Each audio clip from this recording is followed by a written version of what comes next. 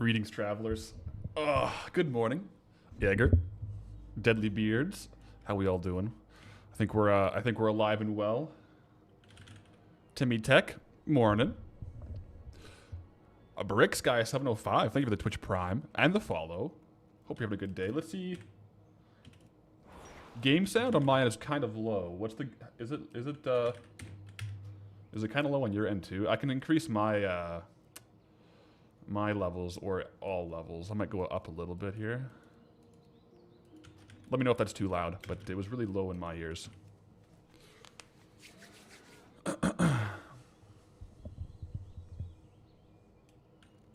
Trey, good morning. You just got ignored? Who ignored you? Let's get some gold. Yo, Gnomeregan, let's go with the prime. Let's get some gold indeed. I got some plans for today. It is Monday, so we have, of course, raid resets. But I do want to do some other stuff first. Let me go over to, or fly over to, what's this? What the heck? Interesting. Let's fly back over to Dunmoreau. While we're getting kind of booted up, I want to do a little bit of pickpocketing for some frayed knots. And then I think probably do a little bit of Gnomeregan today. Let's swap over to, switch the flight style here. Trey, your message just failed. Oh, all good, all good.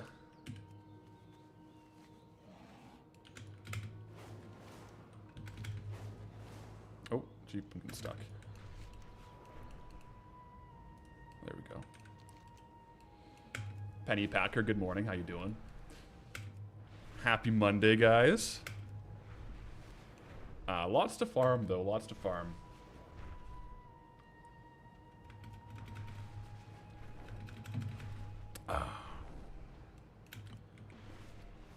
Make our way over this, you know, the shimmering crevasse here. I don't even know what you would call this. It's like some kind of a bay between Eastern King or between Elwyn and Dunmoreau.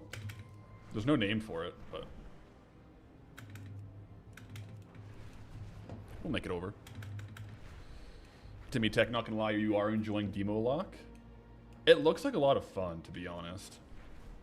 I haven't tested it out myself, but I have seen some of the gameplay, and I've seen some of the damage that can be put out. It's always fun to play the ones that are in a good spot like that. But Demo's a weird one, for sure. It's a fjord? I guess that would be a fjord, wouldn't it? Yeah, or a lock, technically. A coastal lock. Huntrilla giving out one gifted sub. Let's go. Appreciate the gifted.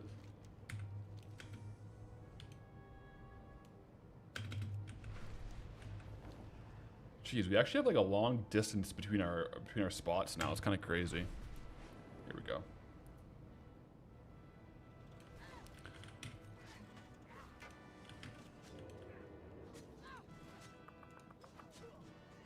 Okay, we are outlaw. Good. And we're tracking treasure. Okay. Trying to take your mind off losing one of your pups yesterday. Oh no, I'm sorry to hear about that.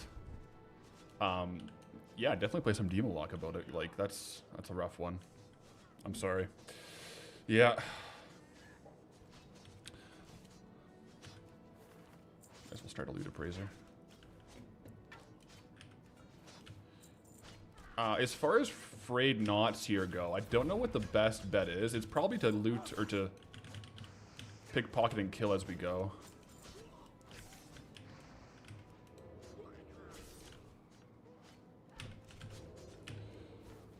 Yeah, that one's already been pickpocketed.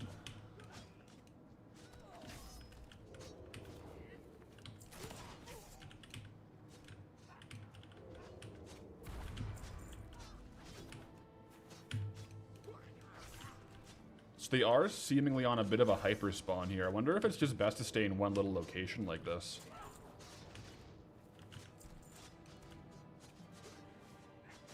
She would have been 16 on Friday, so had a great life boost over for longer with her. Yeah, I mean 16 for a dog, that's a full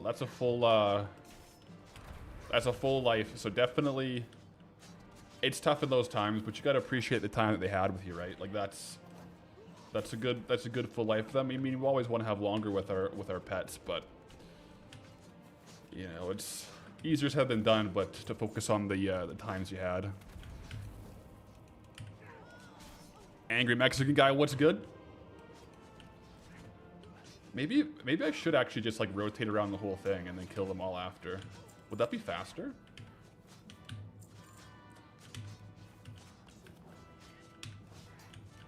Like do one loop of pickpockets, then one loop of kills? I don't know, because then I'm not like switching between stealth and pickpocketing over and over.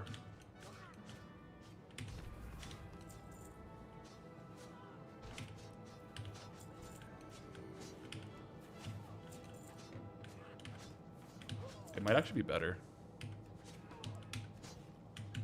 So it seems like the pyromancers don't actually have pockets to pick. Nor does that invader. Yeah, so they don't all have pickpockets, so maybe it isn't best. Maybe I should actually just stay in one spot. If there's like 4 or so that I know have pickpocketable pockets, like over here, like these guys seem to be pretty good for it. I think I already pickpocketed all these guys, so I'll kill them all.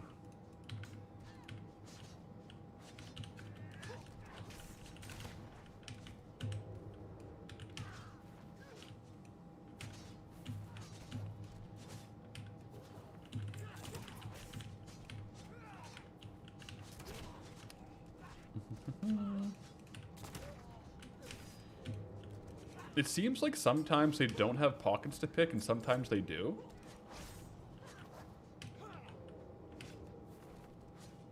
Like, that technically pickpocketed them, but I didn't get any, like, coin or anything. Whereas that one is for sure pickpocketing.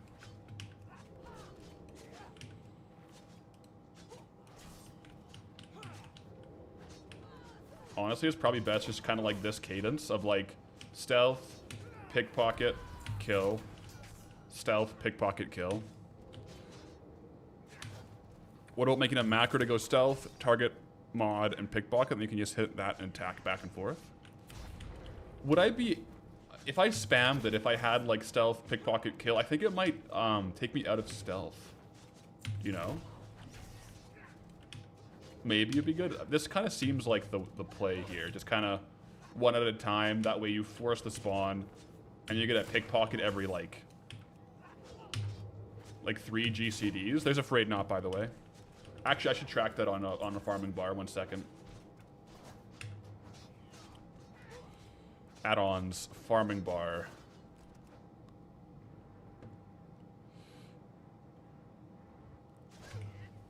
I don't need all that leather anymore.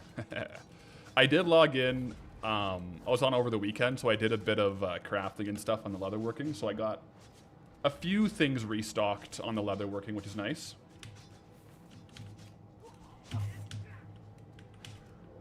The question is, how good are the rates here?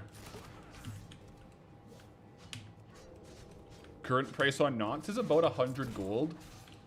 Knots are weird, where like the sale price and the sale rate vary so much. But right now they are saying 100 gold.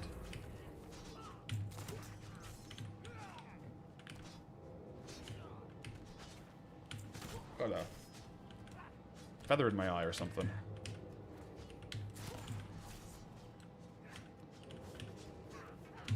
Because, yeah, the slowest thing here is just dropping combat, getting into stealth, and then it's basically like every, 3 GCDs, I get a pickpocket off. Like, I don't think I can really ask for much better ratios than that, right? Like, 3 GCDs and, like, the cooldown of stealth. I mean, what if I did this? What if I did 1, 2, 3. 1, 2, 3, 4, and then go back. That might actually be faster. Just like loot these 4 guys or whatever. And then just kill them all. That way I'm not waiting for stealth. Is that better? Yeah, that's it. That's the one.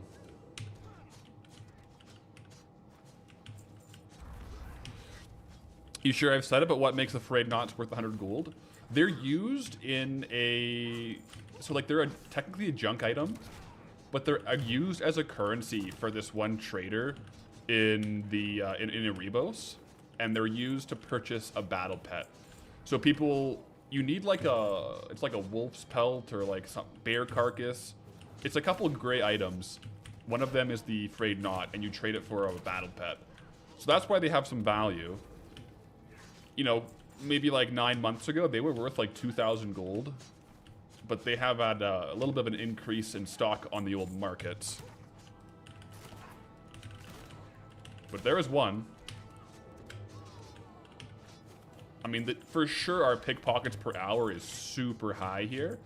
I do think that there's probably a lower drop rate on these guys than like the other mobs. There's a group of like 5 next to the fallen tree on the shore a bit south. Maybe they're all in the range of Fountain Knives. Oh, that could be a good test. Let me take a look here. Let me stop this. Well, it wasn't even tracking the frayed knots. So to the west.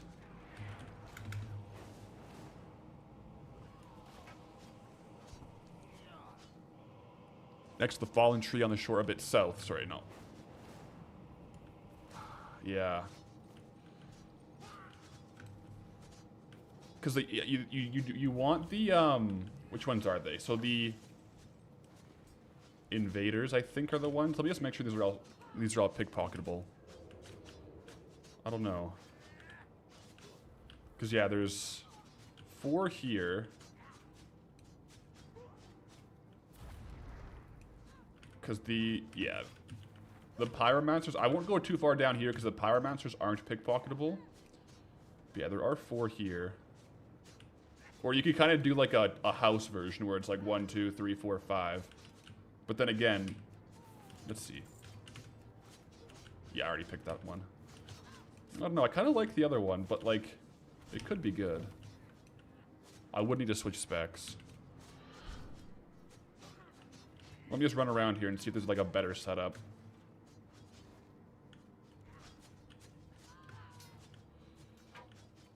Up here could be decent.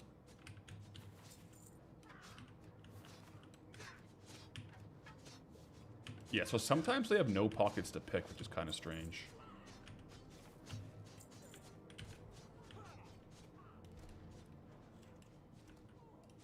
Let me time it. I'll go spec assassination.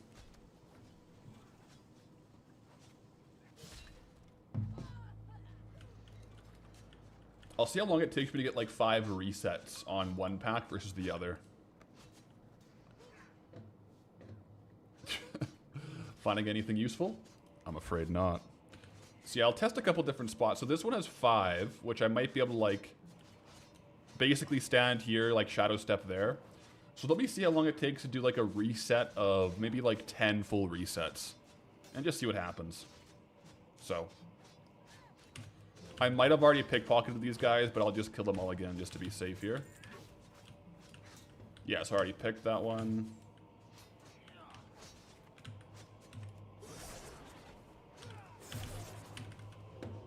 And then go back up here. So that was 1 reset. This guy didn't respawn. There he is. Yeah, they die pretty fast with that. So that's 2 resets.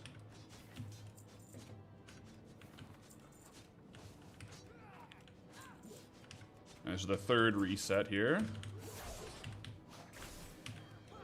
Ooh, that's pretty good. That's pretty clean, actually.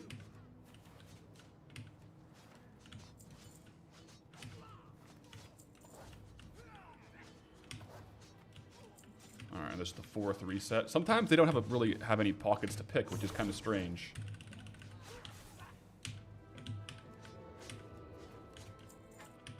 Okay, yes, that was 4 resets. And that was the 5th reset, right? Yeah. So yeah, we'll end on the 5th.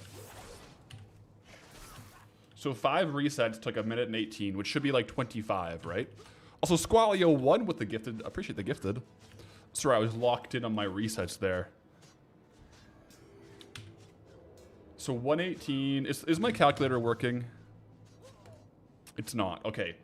So 118 for 25. We'll just keep that in mind. What is... No, I'll just do it real quick. 118 is 78 seconds. So it's 3.12 seconds per kill. Or per pickpocket. Now let me just try doing 25 pickpockets on these guys here. Like with soft resets. Let's go. So it's 1, 2, 3, 4.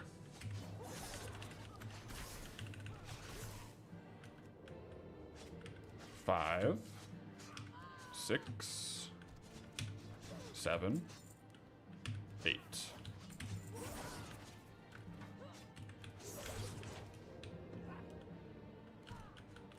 Nine, 10, 11, 12.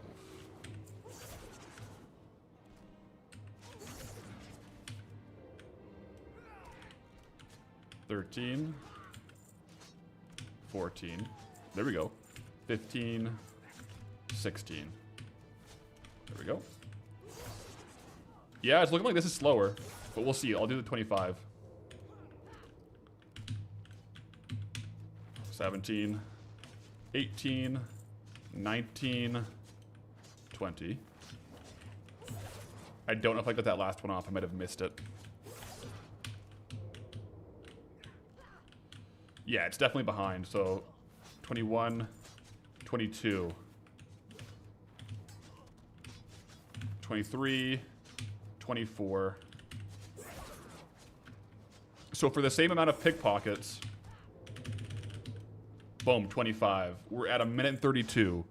So that is, what, 92 divided by 3.68 pickpockets. No, 3.68 seconds per pickpocket. So, yeah, I do think this spot's the best from what I can see. So I'll log some time here, but let me just look around and see if there's a potential increase. Like a different area that could do a bit more. Hi. Bright, yo. How's it going? Thank you for the 5 months of the tier 1. But yeah, so I'll do a quick fly around and just see. This 5 might be the best. I could maybe add in this guy. Do you think that would actually increase? Like 1, 2, 3, 4, 5, 6. What if I did this whole area? We gotta test it. I'm still gonna do the test of 25 pickpockets. I think that's a good ratio. That way we can, like, you know, have a little control. It's kind of low, but they kind of have the same spawn rates. Paulcraft, love the double down I released yesterday, was fun.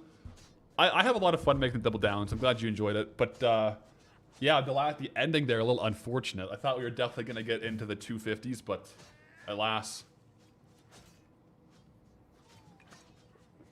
not there. The Carrion, greetings, man. How's my day so far? My day so far has been really good. Did some editing, went to the gym. Yeah, had some good food. Now we're live doing some farming. So yeah, let me test here. I'm gonna test out 1, 2, 3, 4, 5, 6 with all 7 of these guys. So we'll see how long it takes to get 25 pickpockets. And starting now. So 1, 2, 3, 4, 5, 6, 7. And we got to kill or reset them.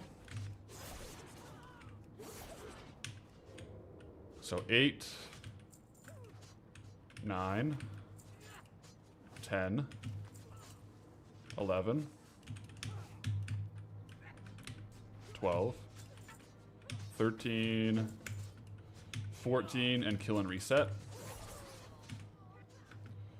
It's a bit of a bigger area to kill and reset for sure. 15, 16, 17, 18, 19, 20, 21. All right, and this next reset will get it.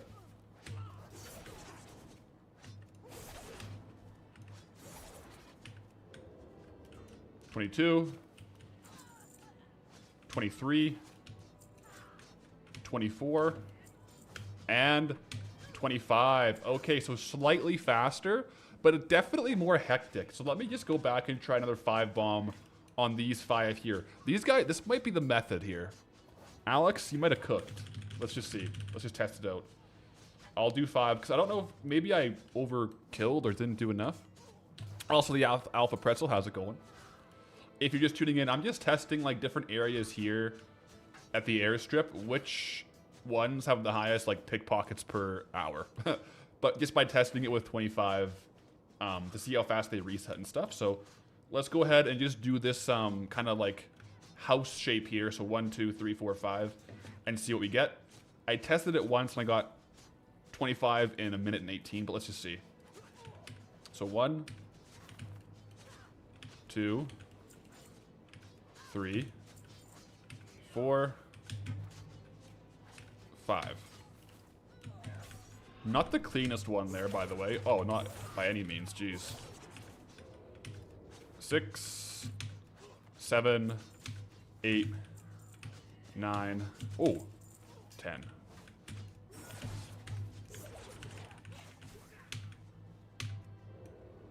11, 12, 13, 14, 15.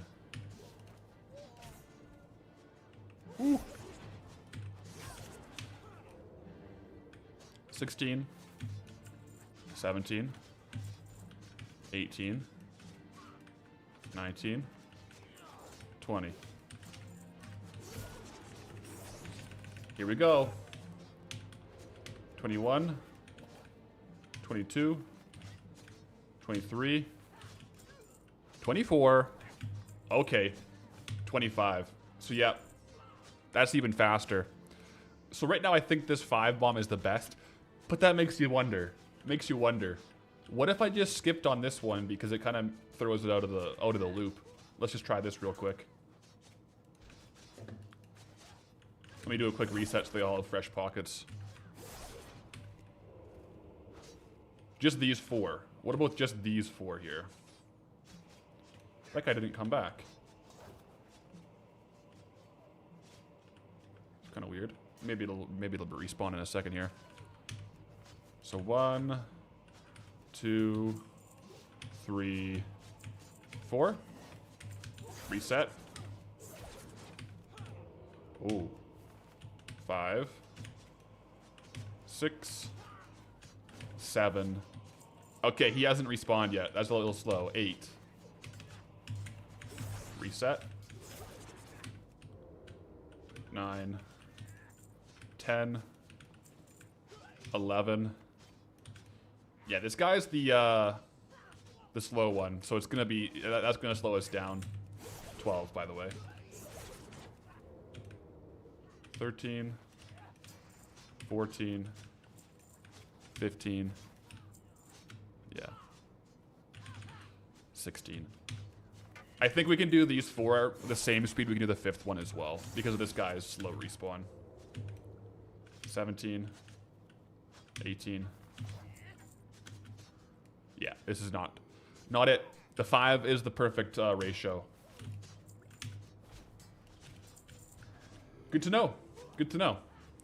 Die Lucky gifting out 2 community subs. Thank you for gifted subs, Die. Hope you're having a great day. And Citizen Noob, are we after a specific item? Yes. So these guys, much like the Defias in Elwyn, drop the Frayed Knot. So we're gonna farm these bad boys up. Get after them. Let me just get these out of my bag so I can actually test like a specific amount of time here. Because now we're back at 0. But yeah, I'm literally just farming the Frayed Knot, so I should probably change the layout of this. We're gonna go down to 1 button. It didn't change it. 1 sec. Layout buttons. 1 button, and I want to make it bigger.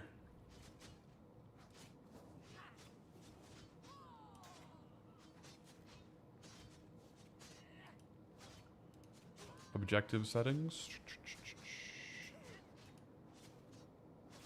There we go.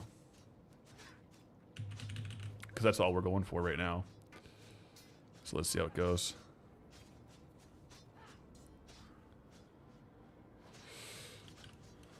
So I'll test it for a little bit here and see what we get. See how many knots per hour we get. Oh yeah, I already cleared these ones. So yeah, I am going to do the 5 bomb.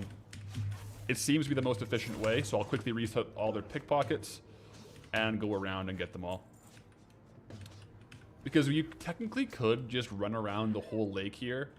Pickpocket, pickpocket, pickpocket, pickpocket. But it would take, I think it's like 10 minutes or so for the pickpockets to reset naturally, whereas if you pickpocket and kill them, they all reset. So you can just like repeatedly do this over and over. There's a frayed knot, first one of the day, or well, first one of the session.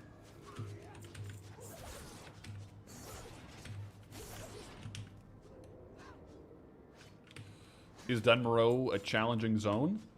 It's, I think all the starting zones definitely have like a base of like a lower gold per hour angles.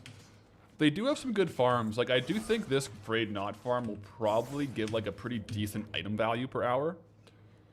Like we've already gotten 2 frayed knots, which is technically 200 gold worth in value. Frayed knots though will take a while to actually sell off. But it's still item value that we can have on the auction house. They're kind of like somewhere between transmog and trade good.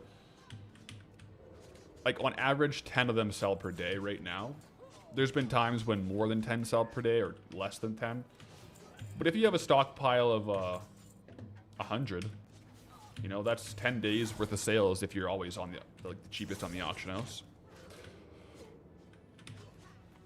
But yeah, true. At least, and then also like we have Dunmoreau right now, but the WoW token, I don't know if you've looked lately, but it's at a recent, like probably 2-year low. It's like 234,000 gold in NA right now, when I checked this morning. So that's good. We're not chasing like a 360k token like we've had in some zones.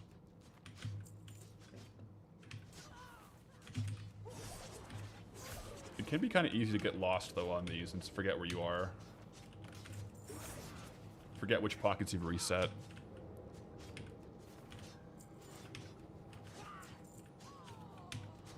There we go.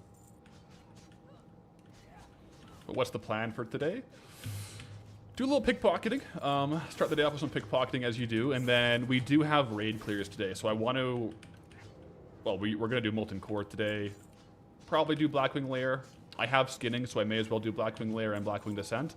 And I also want to optimize and get going more so on some Gnomeregan runs. So a couple of things on the agenda for sure.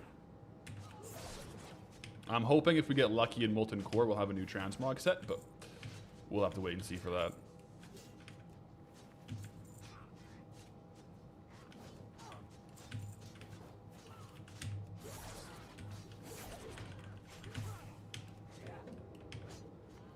I think I might start doing always the same order. That way it's a little less like brain intensive of like remembering which ones you've pickpocketed. If I always do this guy last, then I just kill them all after I do that guy. Might not be bad.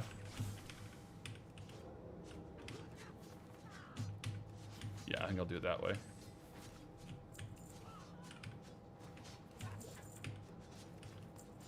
I mean,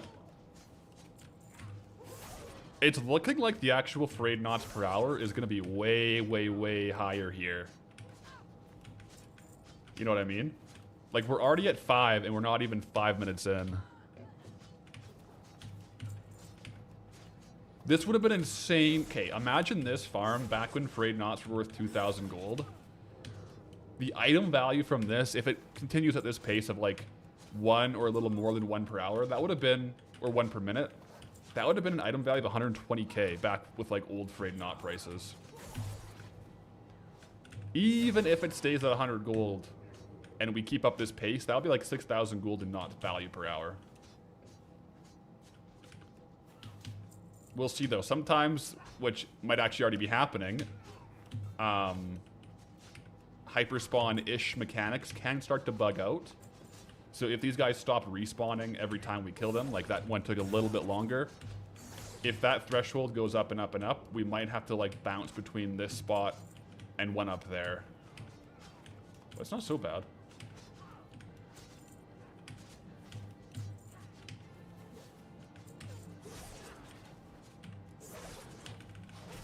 Farm is so repetitive though. It's very repetitive. Yeah. I definitely want to test it out, but we're not going to be here all day.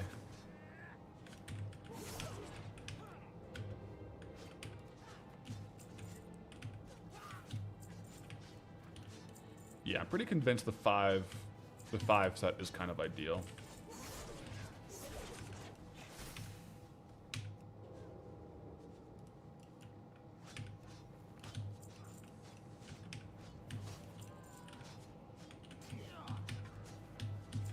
Kind of seems like sometimes they have a little bit of buggy pickpocket tables as well.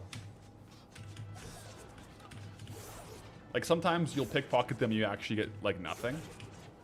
Like 0 coin even.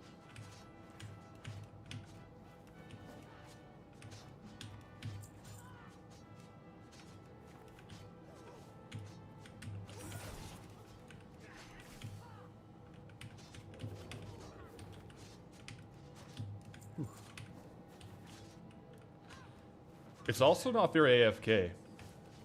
Like, you have to be pretty focused.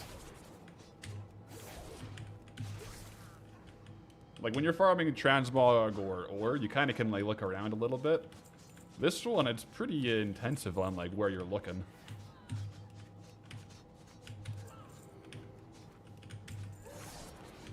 How much into the token? So right now the token's sitting, like, around 240,000 gold. I currently in my bags have 942. That's just because though we haven't opened up the auction house, right, since the zone spin. So we'll see. This Saturday will be a new Goldbound. I'll do like the mailbox clear on this character and the transmog character, and we'll see where we're sitting. But so far, the actual like consistent farms, like mining, skinning, all those ones, the value has been pretty low. Like it's been like under 1,200 gold per hour for most of like the consistent farms. So we're going to have to rely on some of our crafting, some of our transmog backstock to like really push it. Otherwise, you know, if we're skinning and mining the whole way, it's gonna be a while. But things like this, like the frayed knots, even if we get like, you know, 50 or 60 of them, and just sell them until we lose like the whole stockpile, that is like a big boost in the market value, right? Otherwise, like even if we just look at the item value right now, we've been doing this frayed knot pickpocketing for 8 minutes and we have 8. That's 880 in item value, because right now the frayed knots are sitting on the auction house for like 110 gold. I also just got a blacksmithing recipe. Interesting. Good to know. When you compare that to our skinning, like when we skinned, an hour of skinning in Dunmorrow is less gold than this. So even if it takes a couple days to sell off our frayed knots, that's totally fine. You combine that with some old transmog, you know, a little bit of skinning, a little bit of mining, and you mix and match. It generally is the case that the higher the gold per hour, the lower the liquidity the item is, right? So there's two spectrums. There's transmog only farming, where sometimes if you do transmog only, like we'll do some transmog later today in Gnomeregan, and I'm sure our gold per hour is going to be insane because it's going to be like transmog value. But we're not expecting any of that to sell in the next week necessarily. If we get one sale in the next week from what we get, it'll be kind of lucky. Whereas, like, if you look at something like gathering, like if I just go right now and gather copper ore for 5 hours, I could sell all of that copper ore in probably 2 hours and have it all in the bag. So it's very liquid. But it's generally an inverse relationship. The more liquid the farm is, the more of just trade goods it is. Generally speaking, the lower value it is. Like, total value. So that's why in a challenge like this, you gotta kind of mix it all. Although, frayed knots are somewhere in the middle. They're mid liquidity and mid value, so it's a good balance. I do think 100 gold is kind of like the appropriate price for them, considering like how they could be farmed and stuff like that. Was the dungeon any good? I haven't farmed it for runs on runs just yet. I'll do some runs today, but it is a pretty good dungeon. I looked into a couple things, like where the chest spawns are, so that'll be a big boost in item value. On Goldie, making sure each run we're getting all the chests, get those chances at rare loot from the chests, and have chances at the rare, you know, Gnomeregan drops. But like I said, even if we got some pretty crazy items from Gnomeregan, it's pretty unlikely that they're going to sell this week. It could. I mean, it's possible, but I'm not relying on rare transmog to get us out of Dunmorrow. We got to do some of these farms, some crafting. Hope for the best. Yeah, that is one thing about Dunmorrow, or I guess Gnomeregan. We're gonna save up the Grime encrusted objects for sure. Do a big Grime encrusted opening at one point.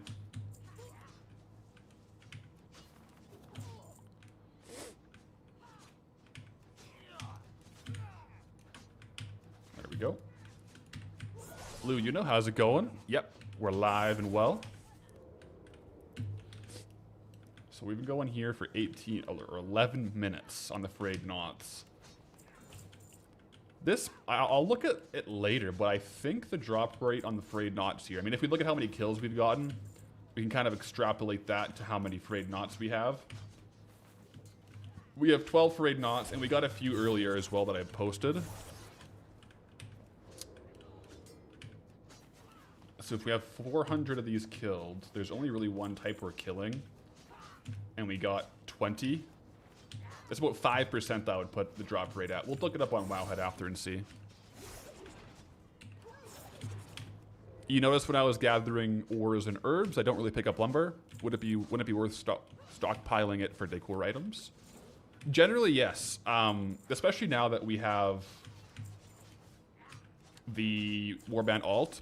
But a lot of the times, or a big issue for Goldie is there's really only like 4 or 5 decor items we can actually craft, because we have to have the actual trainer to train it, and we also have to have all of the materials. Like, we have to be able to collect all the materials for the decor craft in our current zones. So there's only like 4 or 5 decor items that we can actually craft. So I had them stockpiled pretty well, and now that we have a crafting alt, we'll definitely be getting more. But if I'm testing out the gold per hour on herbs and ores, I generally won't pick up lumber as well, because then it's just artificially slowing down the gold per hour on the ore only calculations. But if I'm just out and about like offline farming, I'm generally also picking up lumber to stockpile it. But if I'm testing the gold per hour for an herbalism farm or a mining farm, I won't grab the lumber. It is just a little harder to place a value on the actual lumber.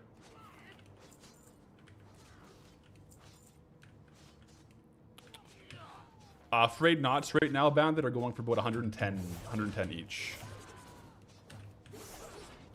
I think it's a pretty reasonable value.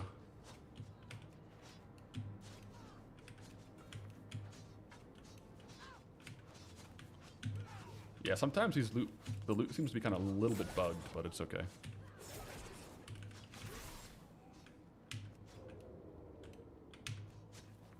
Would this be a 5 rogue farm, 1 PC, 5 accounts, unlimited knots? I don't know, because once one rogue pickpockets the pocket, your other accounts, like, you would have to kill it to pickpocket. You know what I mean? So I don't think you could get 5 times the frayed knots. What might be good is a 2-account farm where one person is just like one person's pickpocketing and always in stealth, and one person's always killing. Because then you could have like a bigger area and not worry about coming out of stealth, and then just keep the spawns coming that way. But I don't know if like multiple rogues could farm this faster, just because the pockets are shared.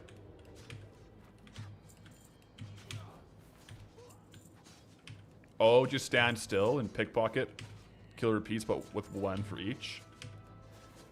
I suppose you could, but I don't know if it would be that much faster. Because they take a while to run back. Like, if I just stand on 1 and, like, repeatedly kill it, I think it takes a while to run back. But it'd probably be better. Although, I think if you have a 5 account setup, there's probably better farms you can do. Yeah. But I mean, it would probably improve the rates.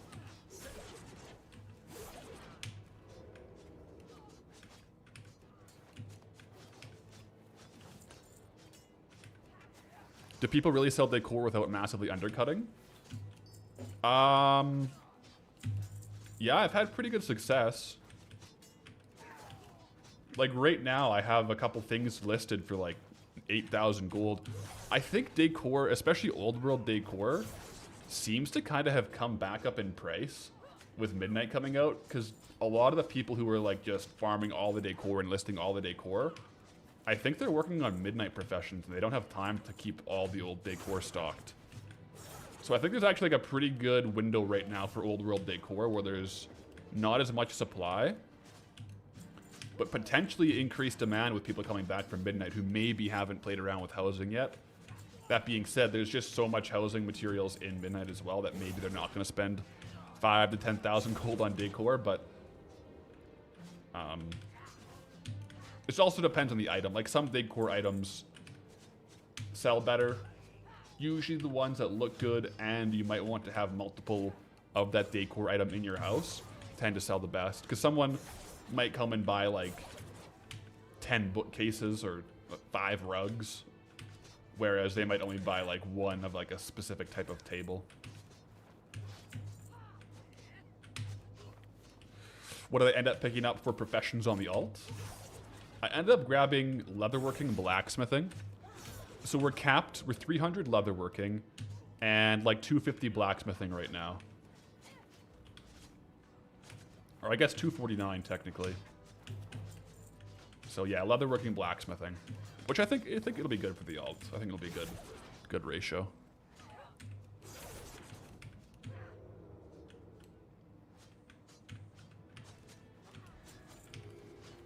The rates are falling off a little bit from 1 per minute.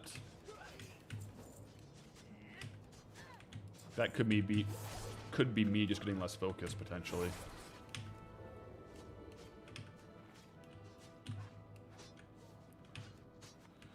Why only 249 blacksmithing? I just got to go out and farm thorium ore to get the rest. I did everything up to thorium.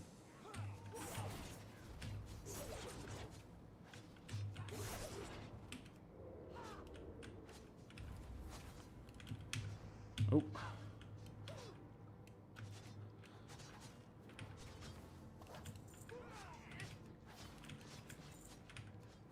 Yeah, it seems like they're probably 5% chance here. I'll farm here for a little bit longer just to kind of get the official rate. And then after that I'll go off and I got some other stuff to do today.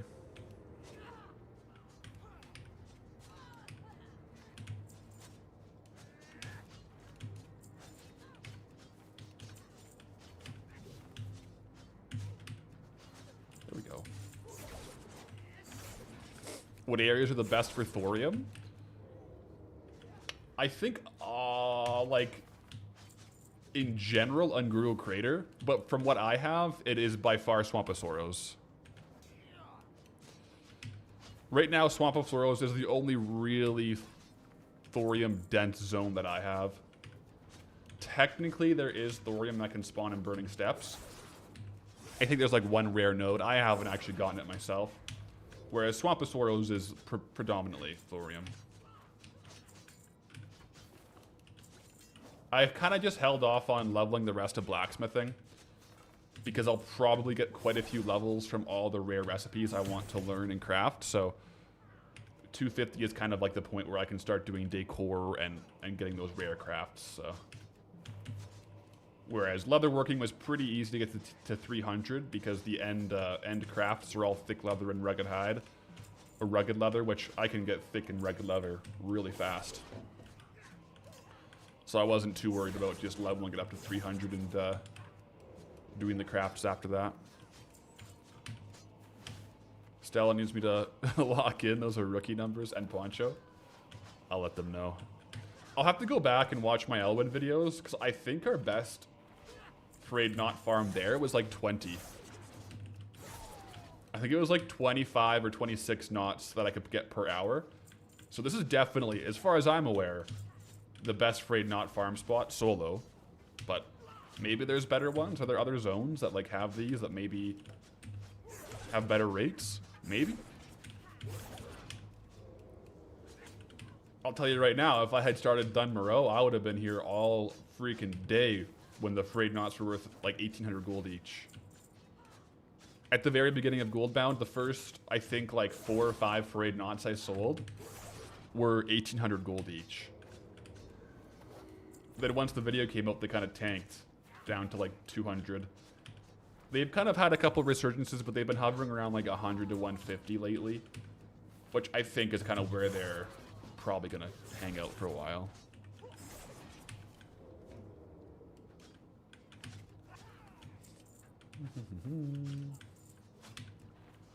I mean, we're technically also farming raw gold here. You know, 2 copper at a time.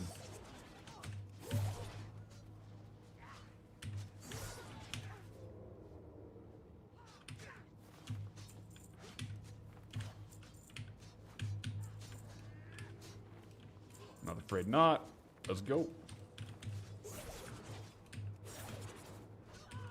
Once I finish Eastern Kingdoms and Kalimdor, am I then going to let the wheel decide on what expansion I'll get? No, I'm going to go through, like my next one after Eastern Kingdoms and Kalimdor will be Outland, and then Northrend, and so on and so forth.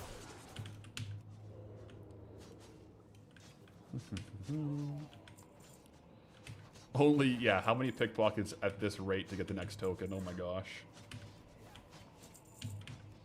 If we couldn't sell in the auction house. Well, I mean, the Frayed Knots themselves vendor for 22 copper each, so that's something. Plus, we also get folded handkerchiefs. Shiny apples.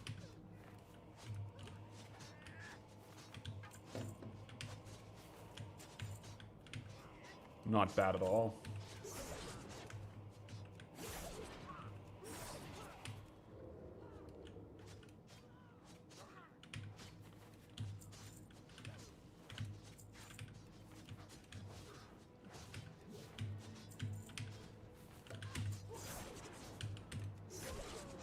I wonder what the best raw, like if we couldn't sell in the auction house right now, what our best raw gold farm would be.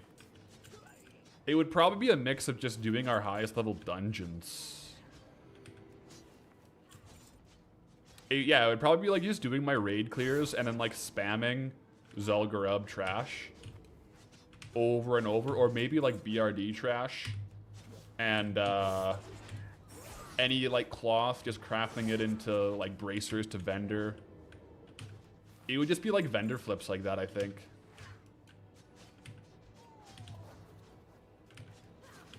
Booty Bay Crocs might be decent.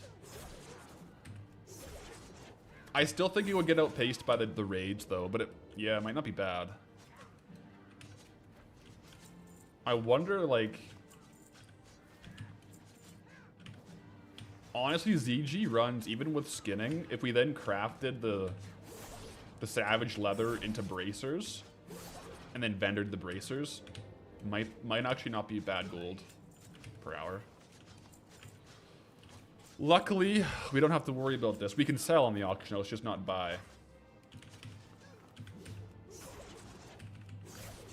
Other than that, what would be good?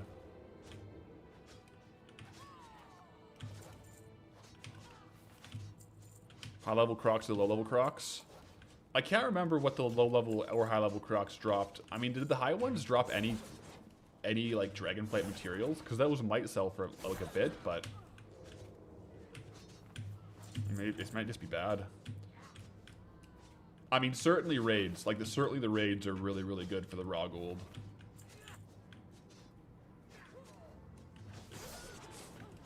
Are there BOE mounts in this game? There are. They're mostly, like, Most of the mounts, though, from dungeons and raids are not BOE mounts. Most of those ones are bind on pickup, like you got to loot it yourself. There's some crafted mounts you can get that are BOE, like bind on equip. You can sell them. But most mounts are BOP, bind on pickup.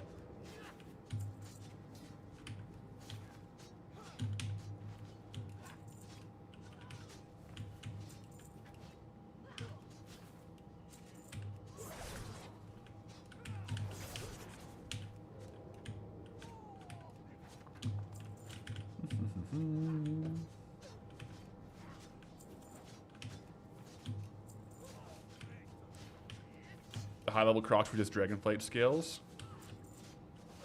Yeah, I couldn't remember if they had anything on their loot tables, but I guess not.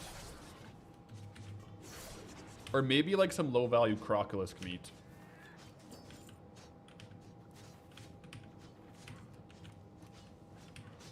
You know what? Blackwing Descent trash runs might actually be like one of the better raw gold things to do.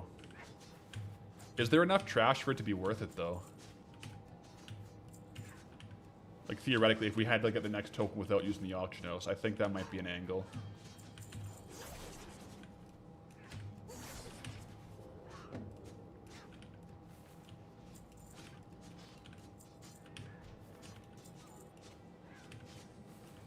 Okay. Couple frayed knots back to back, bringing the rates back up a little bit.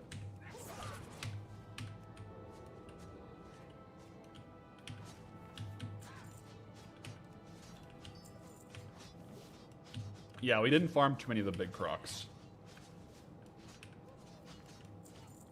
I think I looked at their loot tables on Wowhead. I don't think there were any like BOEs on the crocs in Booty Bay. I think it was just the white and gray stuff. If I'm recalling correctly.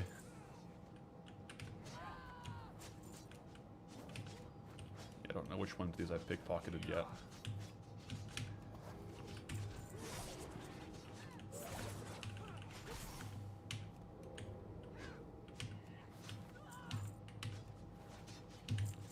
So if you come here as Horde, can you pickpocket the guards? You must be able to. It might flag you for PvP though.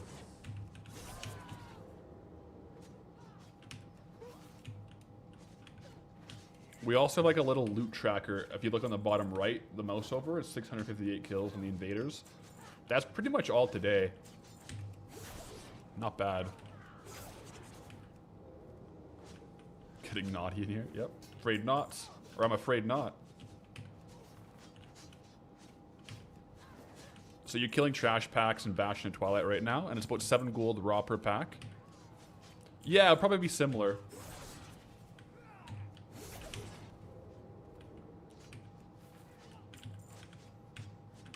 But yeah, we're back on the old grinds. Copper ore and frayed knots.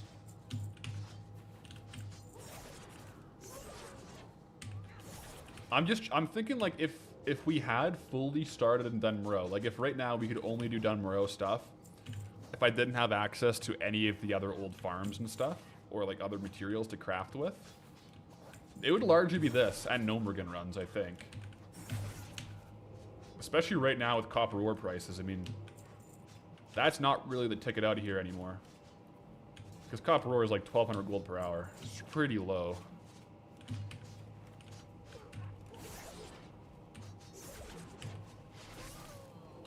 Why does the not sell so well? It's used to purchase a battle pet from a battle pet vendor in Erebos, so it's basically a battle pet.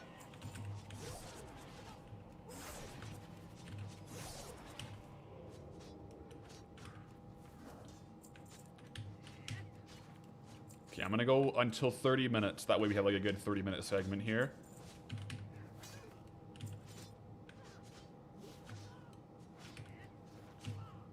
I am pretty sure this is the highest rates we've gotten, though. Like I said, I'll go back and watch the old video, the last like Elwyn video when we were doing the Dark Wizards and whatnot, but I want to say this is like twice as many frayed knots as we were getting from the Defias. Ooh, even got one at the end there. Maybe we can get one more before we hit 30 minutes, if we get lucky. The last couple pickpockets. This will be the last one here, and all right. So, 24 knots in 30 minutes. Pretty easy to do the math on that. That's 48 knots per hour. Right now, the knots do have a value of 110 gold.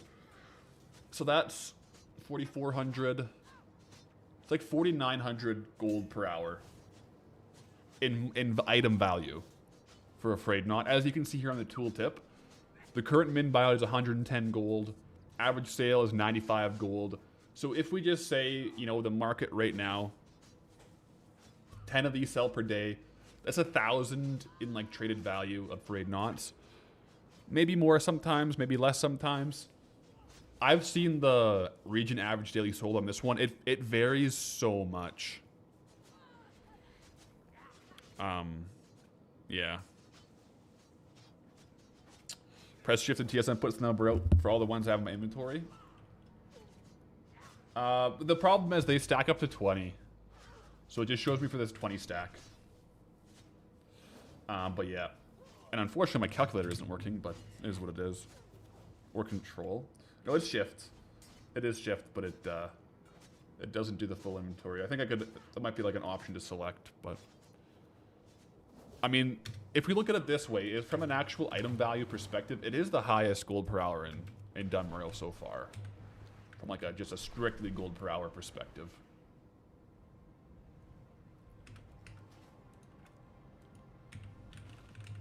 All right.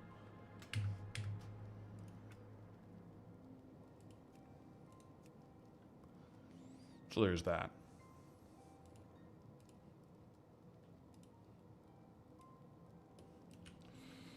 But, alas, we must move on. And like for the frayed knots, because the region sale average is 10 per day, I'm probably just gonna try to keep them stocked more or less. There's no point farming like 1,000 right now, because they're just gonna take forever to sell. But I'll keep them stocked, and you know, if we sell a few here and there, it's kind of perfect.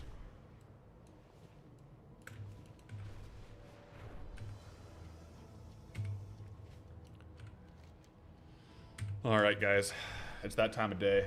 Gnomeregan time.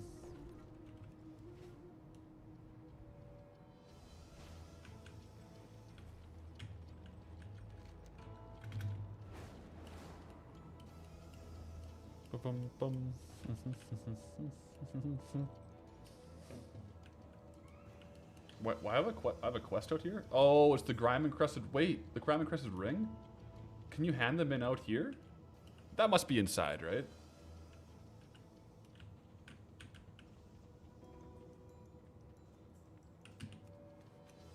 Is there a spot where you can hand these in out here?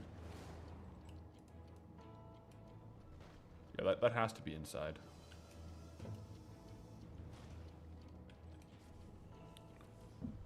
Maybe it's just showing that that's in the dungeon. Like, why is it there?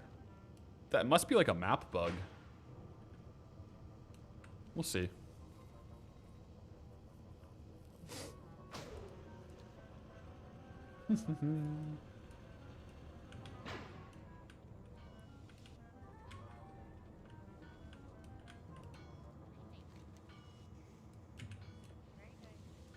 I think it's just showing that it's like in the dungeon. Randrag, hello, hello.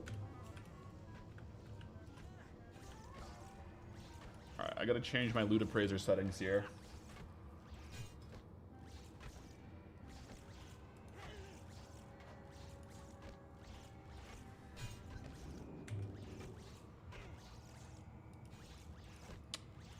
I might put it to like...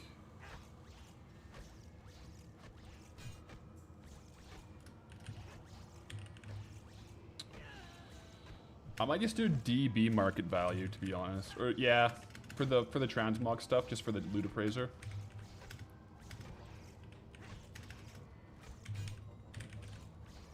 Can't even type right now.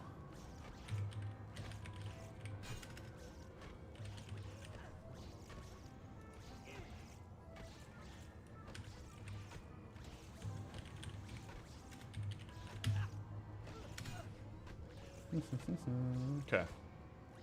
Yeah.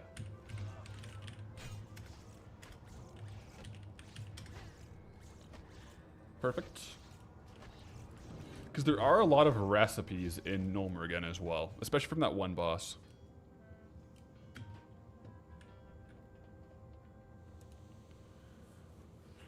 Some of the new quest markers are horribly off in altitude until the person pops in. Yeah, that's the thing, like, because this quest is like inside of Gnomeregan, I think.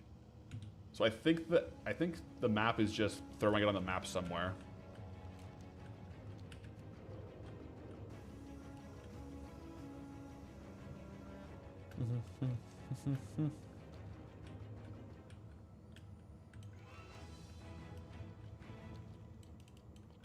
So for this casual Andy viewer, what exactly is the plan with Done? I hear people say you unlocked it.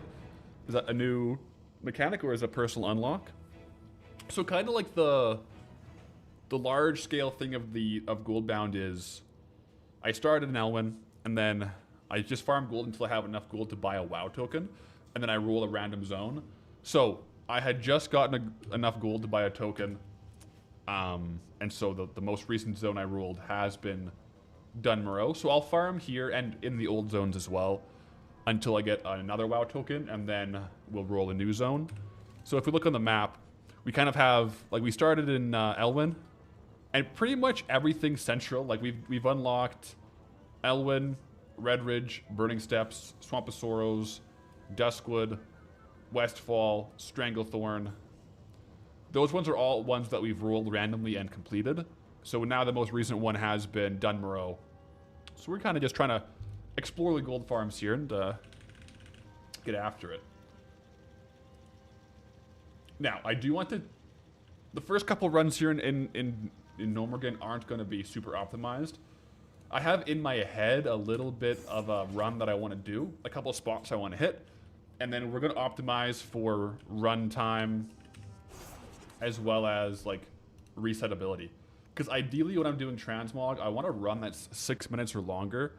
Otherwise, you end up hitting a instance lockout cap, right? So it's going to depend on your class, how fast you are, if you have the movement speed abilities, if you can teleport in and out, like a druid could teleport in and out. I cannot.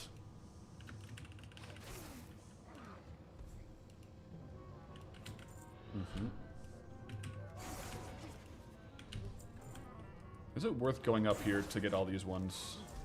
Because I'm definitely not going to kill Grubus, but I don't know if getting these pillagers is worth it or not. Oh, what the heck?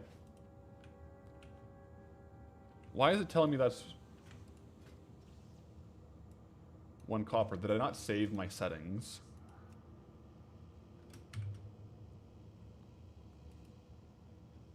DB walk. Did I misspell it? DB market value. Let me / reload perhaps. Maybe I need to reload for the new the price sources to operate.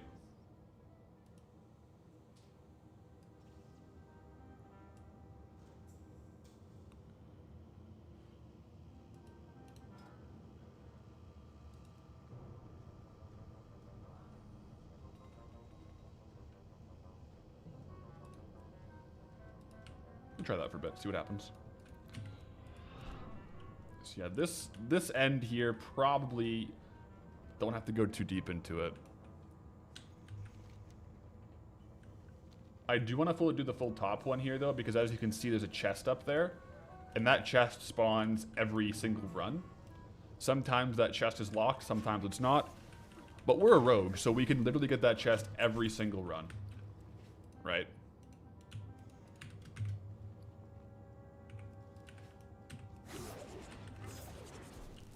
So I'll probably go around every time to that. Is it worth doing this offshoot though? I don't know. We'll have to see.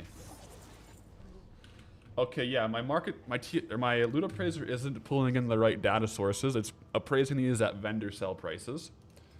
So I gotta fix that. I have item classes for armor, and weapons to be DB market value. And my price source is region market value average. So I don't know why it wouldn't import those price sources. Is that just DB market? Maybe. I just copied what it said up here, like DB market value. Let me just try DB market.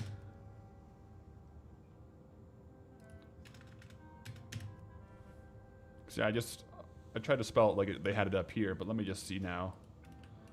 We'll have to wait until we get another item.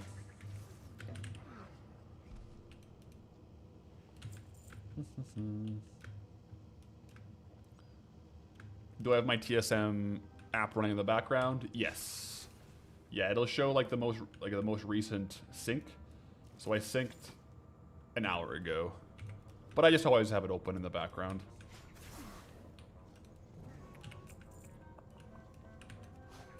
So where was that chest? Oh yeah, I was on that end. Yeah, so I want to get this chest pretty much every run. And this one was locked this time, but we can still loot it.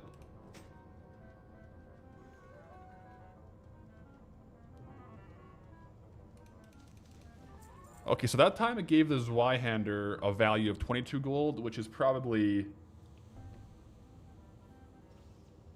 I mean, it's none of the ones that popped up there, but we'll just keep going and see what happens.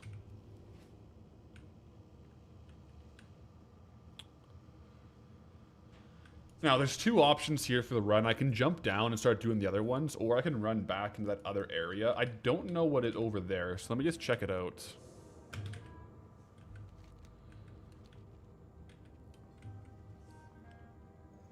Because oftentimes the perfect run for different classes is quite unique.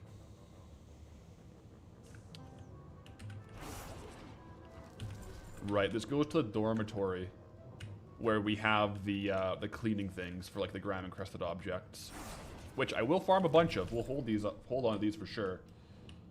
But I don't know that it's quite worth it right now to go down here.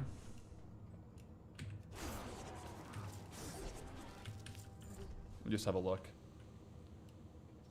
I mean, it's not bad. The farms always feel more seamless once you have like the route kind of ingrained. So I could do it this way. It's kind of like a weird way to run it, but I don't hate it.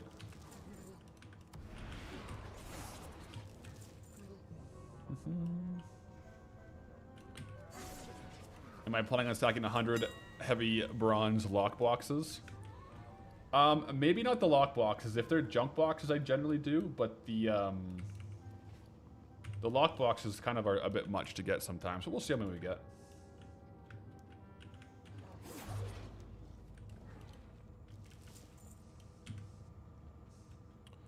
The lambent scale boots.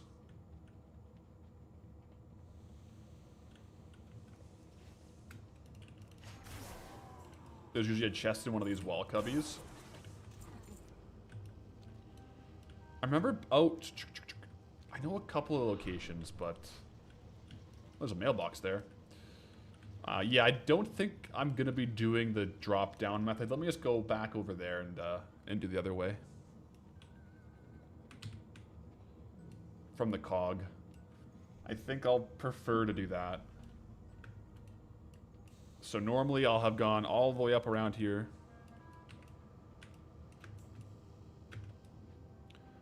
And then I'll be on the cog here, which has the guys, then I'll jump down.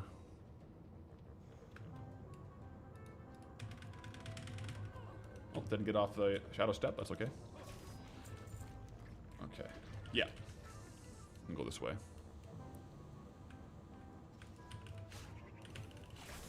You remember pulling like the whole dungeon by aggroing one monster and then jumping down? Does that still work? It might work actually. I think these ones here, I should be able to loot the ones down there with AoE loot. Yeah.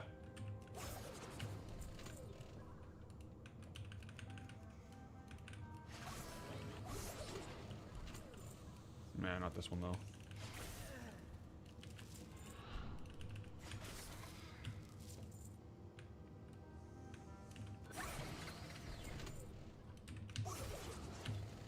Moss Gate.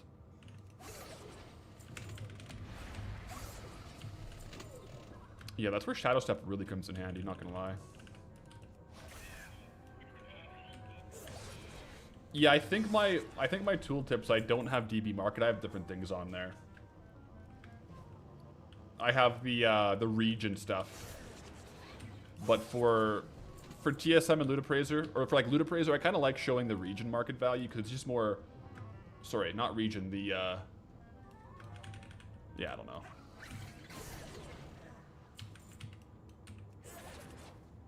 Like not my realm base. Whereas on here I have my. Oh wait, no, I have the region on my tooltips. Yeah, I'll have to look into what I used to run for Ludaprazor. Interesting. But I definitely want to do all these guys around this boss. I know there's a shield that can drop from these guys. That's not bad.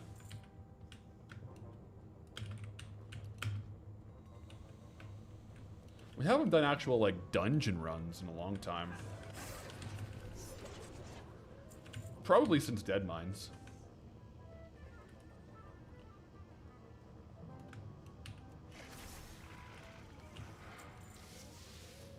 But as far as I'm aware, I think the move on Gnomeregan is kind of like Sunken Temple, where like the actual like greens and like random BOEs aren't the greatest, like the ones we'll get here that are kind of like the zone drop ones, or just like world ones. It's the unique ones to Gnomeregan that are going to be worth the most. Like there are some blue uniques and some white uniques that are going to be quite good.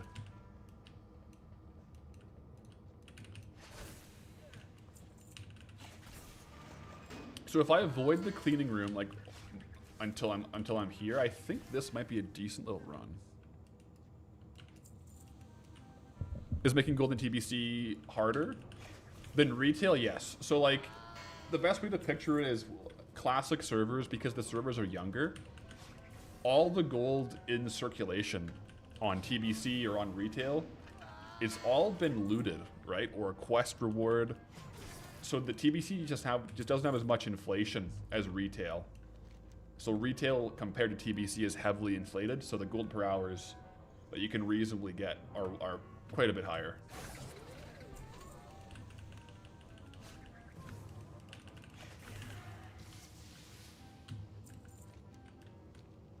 What's up here? I'm kind of just curious. I'm gonna take a look here.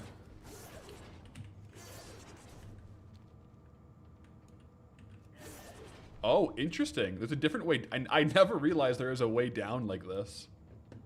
That's actually crazy. I've always just jumped, but you could technically run down. Oh my goodness, good to know. I should occasionally full run Dead Mines and ZG for the Chaos Orbs. Yeah, it wouldn't be bad to stock up on them. I think, like, so today we are going to do the raid clears. Maybe today we'll start it too, where I do like, every time I do a raid clear, I think I want to do like a full run of all the dungeons we have unlocked as well.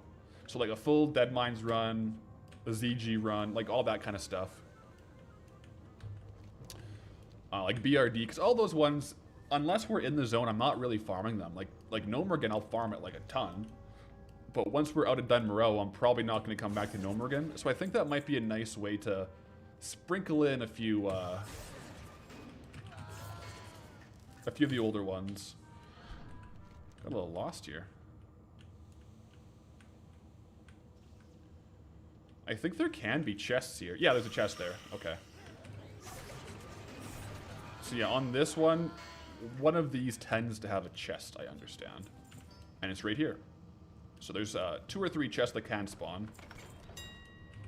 Glimmering male pauldrons, not bad.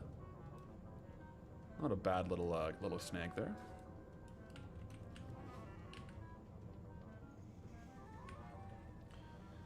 But yeah, at a point with those dungeon runs, for sure, it'll get to a point where it's just like, yeah, there's too many.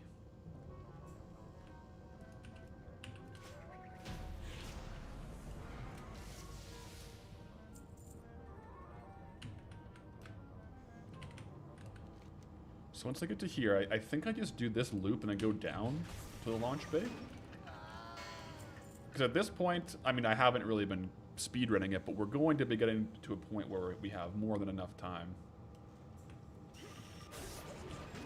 So I'll clear that, and then probably just jump down. Oh, you can't jump down here. How does one get down?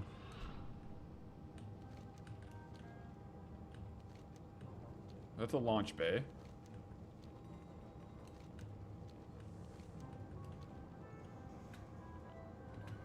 I guess do you have to take the elevator?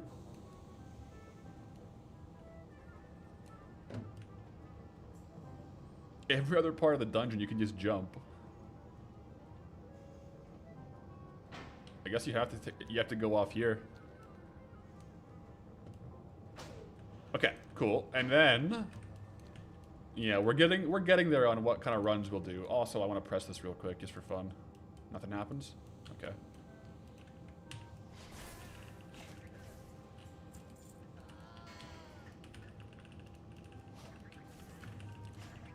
Yeah, so next run we'll hone it in. And no, the thing is, guys, Gnomeregan is one of those ones where there's so many different runs you could do.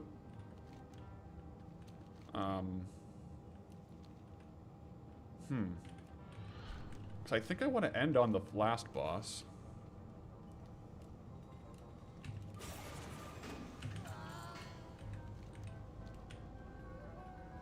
But it's such a maze that it's kind of like, once you get your run set, it's good. But until you do that, you kind of have to think a lot to figure out how you want to do it.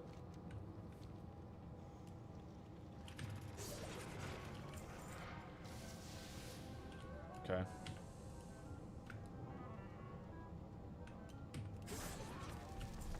I think I might have to, like, pick between which ones I kill going down here. Like, I don't think I can jump up and down. Unless I have to run back up here. Let me just go down and see.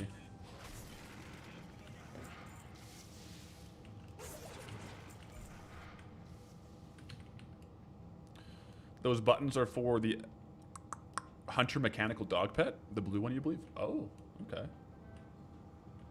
That's might be a way to get it.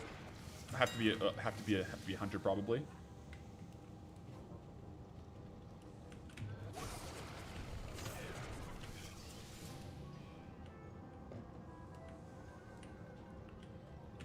I do think the more I run Gnomeregan, the more I'm probably going to turn music off and have different music.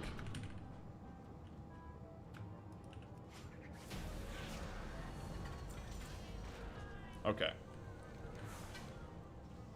Now the question is, if you get to this point,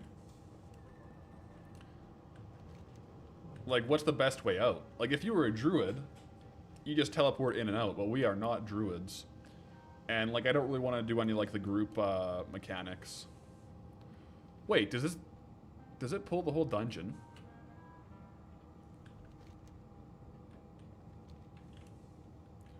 So I could run back up this way.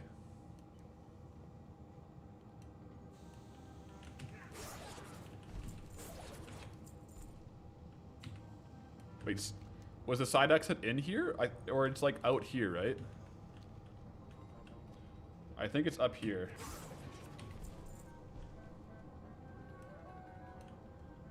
Because, yeah, there's two different... There's a different entrance and different exit. I just gotta figure out from here what the best way to do that is.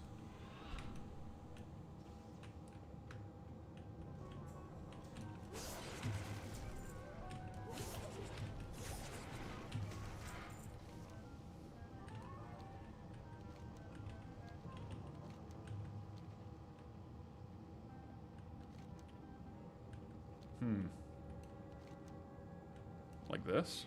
Because this is the side exit.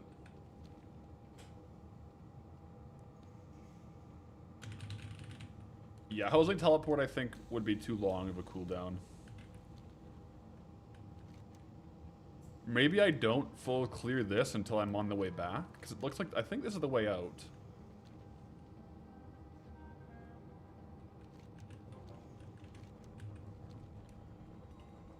But I'm kind of backtracking now since I already cleared this one.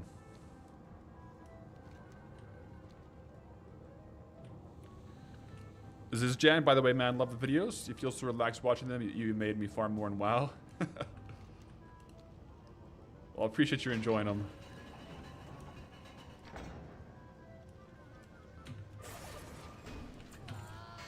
Yeah, this is it. I think yeah, I think I'll probably just run out, because once you run out this way, out the side exit, if you run back in, it teleports you to the front. So we'll see. Might be able to do some of the other stuff if the runs are longer, but all my runs aren't going to be 17 minutes. We'll get that time down till I kind of optimize closer to 6 minutes. Especially with the chests, we kind of want to optimize for more runs per hour versus like a longer run. But that run right there was 11,000 gold in market value on transmog. Then we can just reset there, walk back in, and it puts us to the front entrance. So let's go ahead and do a timer here. So I know kind of how I want to run it now. Now I want to see what the run I have in my head. Where'd the timer go? Here it is. How long it takes. So the last one was a little more exploratory. This time I'm gonna actually kind of like see where we're going.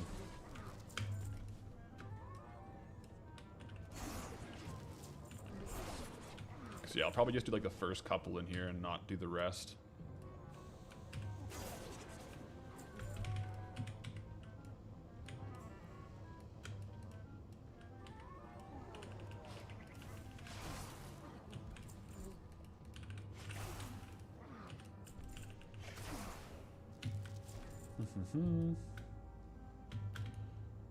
Got our Coldy pup or Coldy cat here.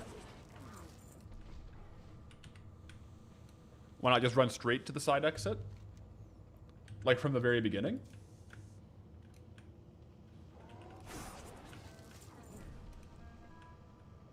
I guess it depends how long the runs are. I definitely want to get this couple of the things here. Also, I should be stealthing in between mobs because I have an increased movement speed and stealth. So that'll help.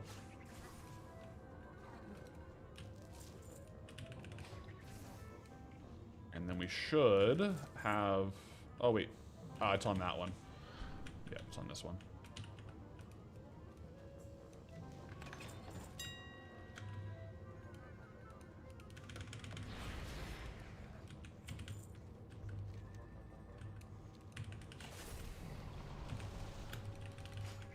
Yeah, I think running straight to the side might miss out on some of the drops we might want to get there. But if our runs end up being longer and longer, then it might be not a bad idea. Or at least like going earlier than later. I might not do... I should look at the loot tables on these corrosive guys. I think it might be worth just skipping these. Maybe killing 1 or 2 on the way through. And getting to like the packs. Whoa. Whoa, whoa, we got the Basil's Basher. 10,000 region market value average. That must be one of the old blue drops, so I'll take that. Had our first notification on the... There we go. On the loot appraiser. Take that all day. Jeez. I might need to change the price source because that's not worth 5,000 gold. But you don't want to do just like min buyout, otherwise it just like artificially lowers it, so we'll see.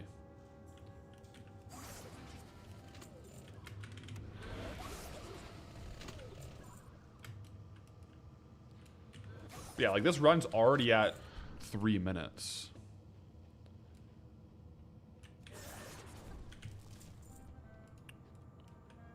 I do want to do like the full loop here because the robots here can drop a shield. That's pretty good to sell.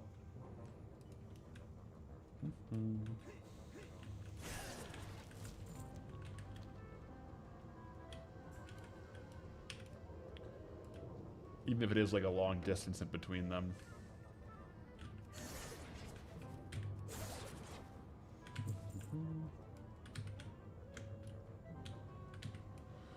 Yeah. One of the bosses, I think it's the... Is it the final boss? I gotta double check the loot tables, but one of the bosses has on the loot tables, they're kind of rare, but schematics and stuff that's quite valuable. So that would also be a good one to make sure I'm getting.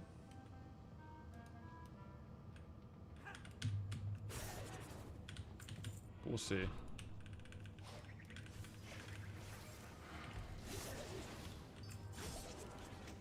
Oh my gosh. What the heck? We just got 2 of the blue BOEs in one run. That's crazy. What?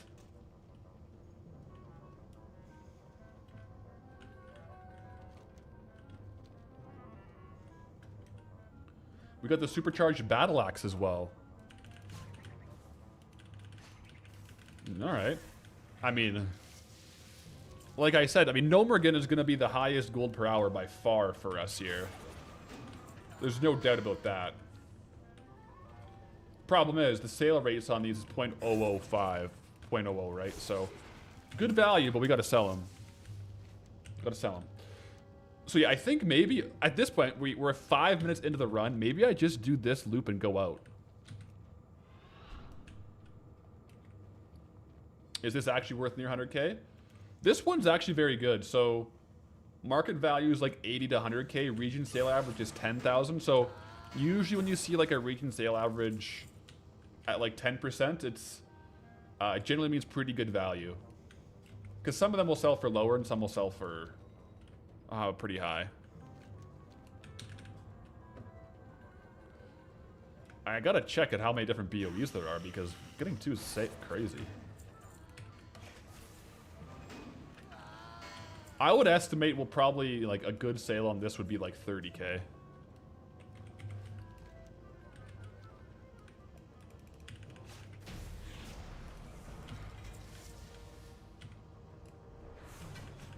Yeah.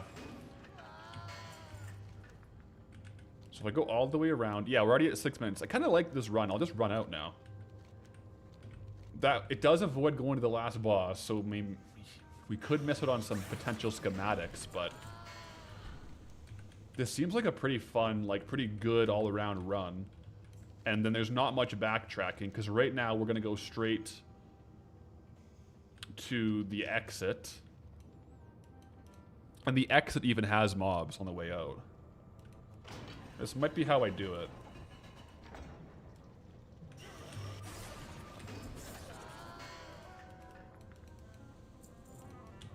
Chest? Oh, yeah.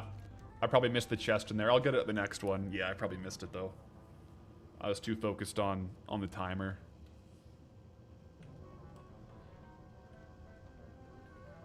Shave off time, skip the slime. Let's go. I think shave off time, skip the slime. That's the motto today.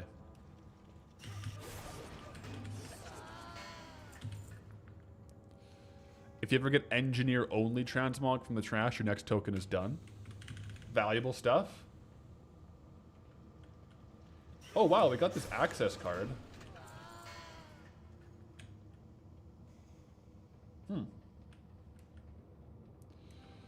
And yeah, so if we skip the slime, that brings the run probably down to 7 minutes flat. I think I can live with that. That was pretty good mob density. However, every now and then we are going to want to run out. Or actually, I can probably... Yeah, run out.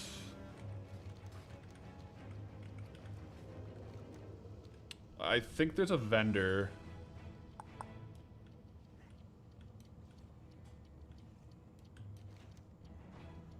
I think there's a vendor outside the instance.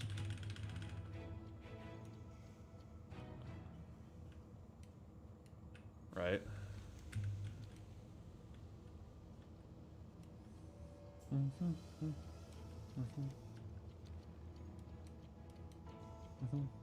Yeah, right here.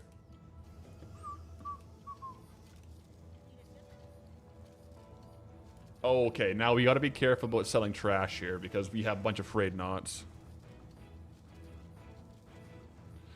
Vendors by the entrance, faster to zone in and walk back. I think, I thought about that, but that might cause issues because, right, if we're trying to do like a run where we're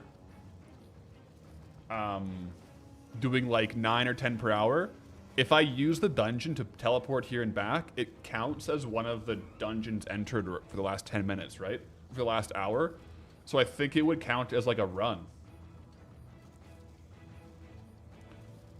Potentially.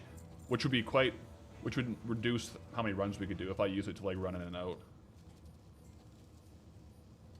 Man, there's crazy value on these grays, but you can see like these, it's not like gonna sell for that.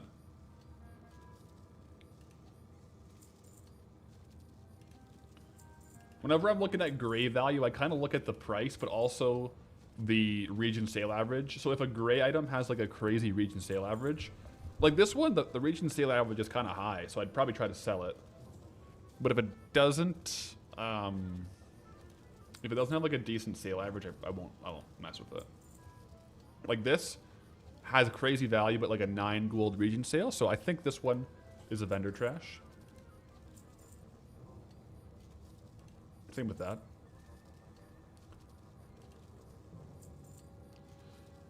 I should start going through, especially if I'm going to do this a lot, and just marking which ones I want to have in my TSM vendor list. That way I can save the frayed knots from being vendored. So I should probably work through that and do that if we're going to be doing a lot of runs here.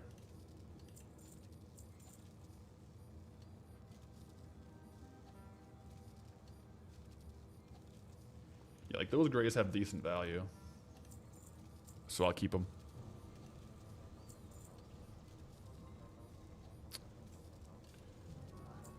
And all the other stuff that I'm vendoring, we're at least getting the appearance, right? So that's nice. Like if you look under my camera, you can't see it, but everything we vendor, we're getting the appearance for as well. So future transmog potentially. Not that we would necessarily want to transmog to any of this stuff.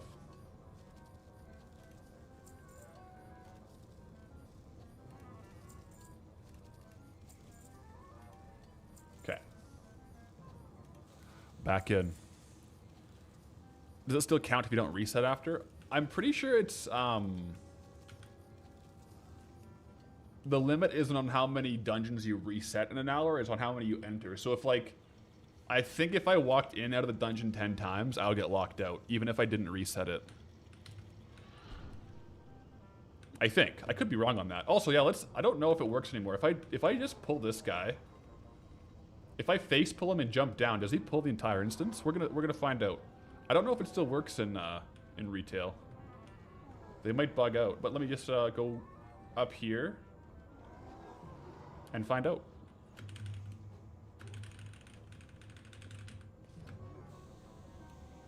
Randrag gonna be looking for a bit. Very good. Lurk away. Lurk away.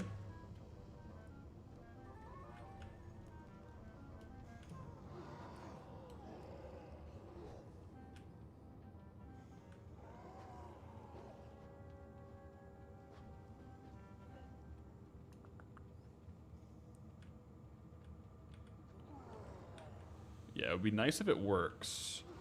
Oh, I'm in combat here. Oh, that's no good. Okay, well, I can't loot the chest while in combat, so I am going to kill these guys. They won't come out here, which is interesting.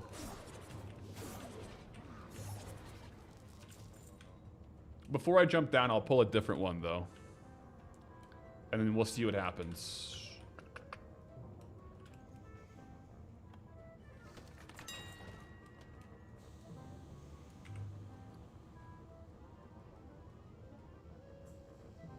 Yeah.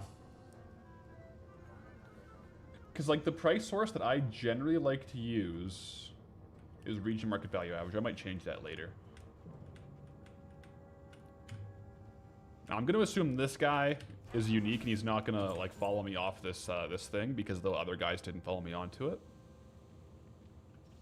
What the heck? Where are we? There it is.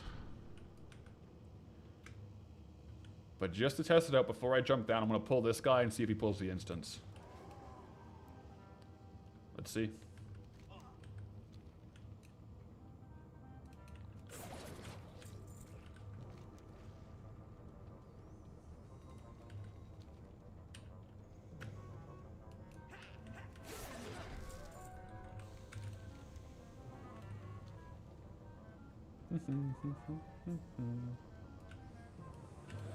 Ella Chista, good evening.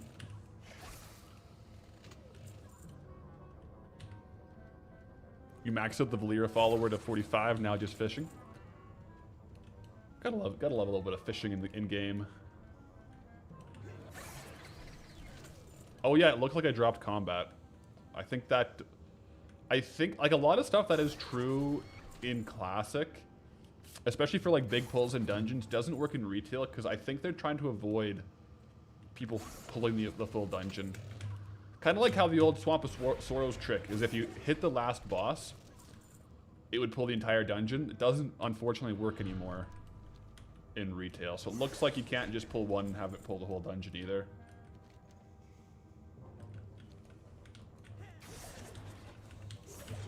Good to know though. Got to test these things. You never know until you have a look.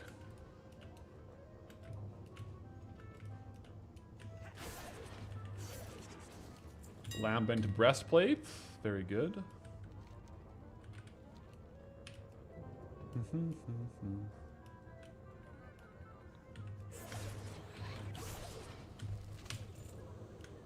Stealthing in between pulls to get that movement speed boost.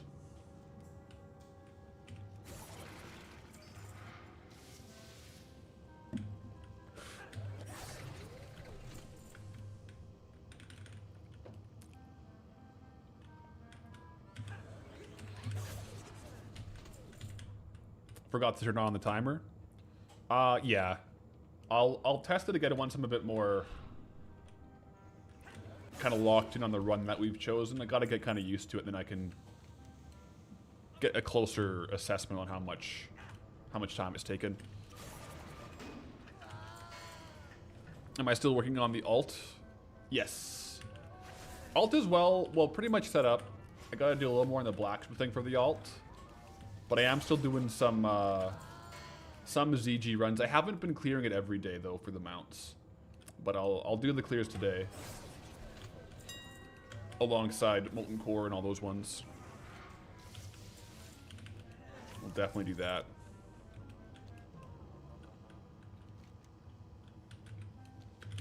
Yeah. I think this is how I'll do it, generally speaking. This format of the run. Did we start the alt then? We did, yes. So I got him, I'll probably have to level him a bit more just for dark iron crafts. Ah, there's the chest, by the way.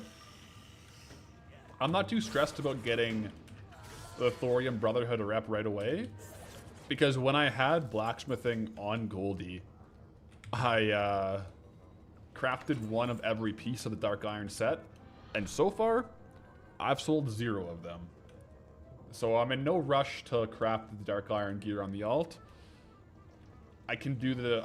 I think you can craft the dark iron sconces, the Shadowforged sconces, without the dark anvil. I might be wrong. If I am wrong on that, then I'll level them up sooner than later so I can actually go to BRD to do the crafting. Otherwise, it's just going to be like regular thorium crafts and stuff like that. Not a big deal.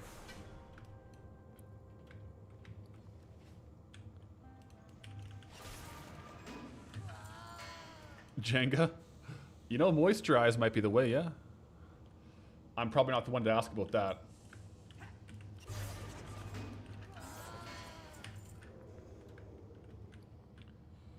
I mean, all in all, it's not a bad day out here on the old Gnomeregan. Oh, wrong entrance. Straight to the exit. Ba-bum-bum.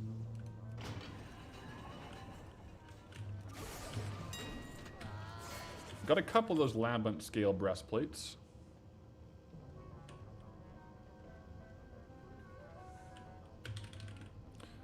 So if the gold on the meter is right, we could count this dungeon in tokens per hours.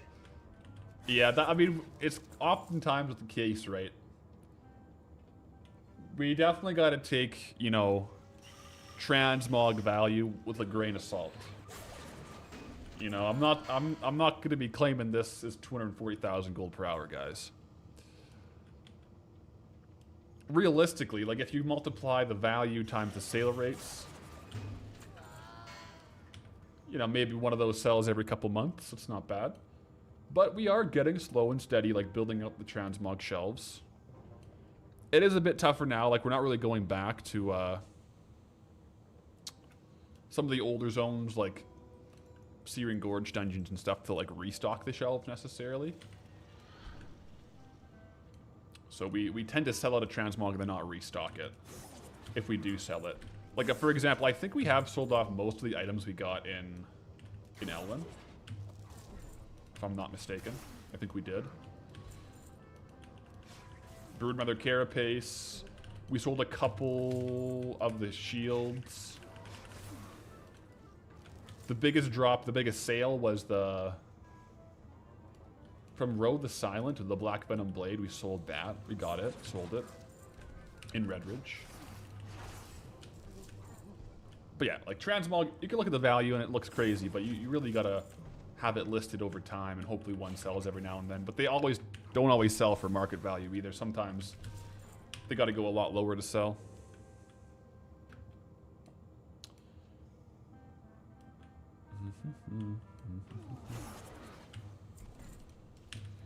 Buttered, which realm do I post my mogs on? You're trying to collect vanilla mogs ATM, so you have to keep an eye out. I'd post on like a secret alt with a different name, just to avoid like people trying to boost the challenge. I know it's in a good spirit, but I don't try to have people buy my transmogs for that reason. But hey, if you happen to pick up one of my transmogs, and you know, that's how it goes. I would imagine most people buying my transmogs, or hopefully all people don't know it's me, but it is what it is. We haven't been having like, it would definitely be more of an issue if our weekly transmog clears were better than they were. Transmog's been pretty slow lately. It seems to be like increasing a little bit with Midnight, like more people are back, probably doing transmog stuff, so that's always good, but it has been a slow and somewhat steady. Like it's been every week, it's like 5 to 40k-ish, it seems like, in transmog. Maybe we get lucky and sell something bigger, but we don't really sell much over like the 10k mark.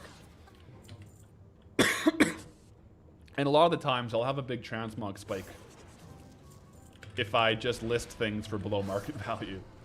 Like for example, if I wanted a quick sale, I might list this at like, you know, 4,000 gold. Just to get rid of it.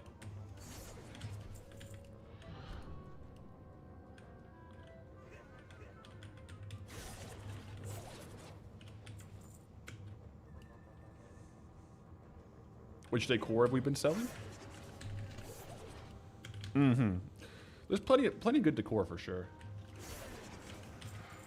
Yeah, these ones I was too far away to loot.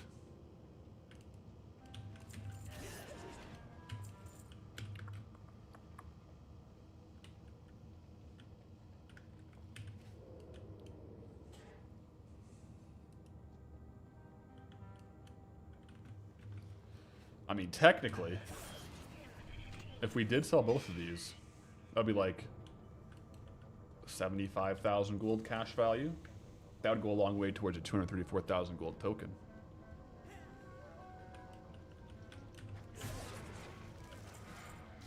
Is decor still a good market, or is it dried up a bit? It's kind of coming and going in waves. I think right now it's kind of like sparking back up a little bit. I think right now, like, there's a lot more people that are back in the game that maybe didn't play when housing first came out that are picking up some of like the classic decor items. Also, I think a lot of the people that were farming a ton of the decor and stocking a ton of the decor are the same gold goblins who are probably just like going hard on midnight professions right now. So that's also something to consider, right? Do I jump down now? I'm still not super fluent on my new run. Yeah, yes, I jumped down now. So right now, I think decor is doing a little bit better. Sale rates aren't crazy right now on decor, though. But I think they're doing okay. Wait, the token's at 234? Yeah, look, I'll pull it up. 237 NA. 237,000 gold for the token.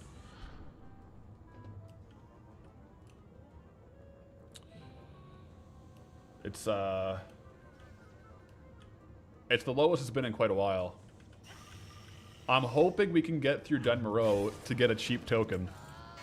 Hopefully it doesn't hopefully it doesn't spike as we're getting close. Like watch as we get to like 220k and it just like slowly increases up to like 320k. That would be classic.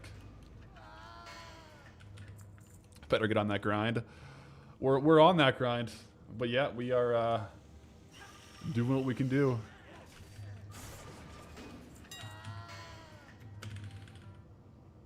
I think the big thing for us right now is going to be leveraging the crafting alt. Because what I'm not going to do is, since we just unlocked Dun Moreau, I'm not going to be like farming Searing Gorge for Mithril.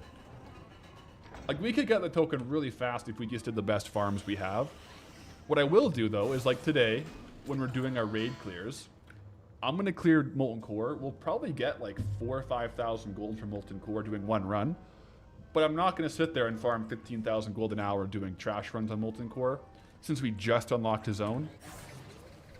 Maybe it's a different story if we're like a month and a half into his zone. We're like, all right, let's just get some gold and get on with it. Because those old farms were all available, but I'd like to explore these new ones. That's what's fun for me personally. Testing out the new dungeons, new potential like frayed knots, or like the new things that are unlocked.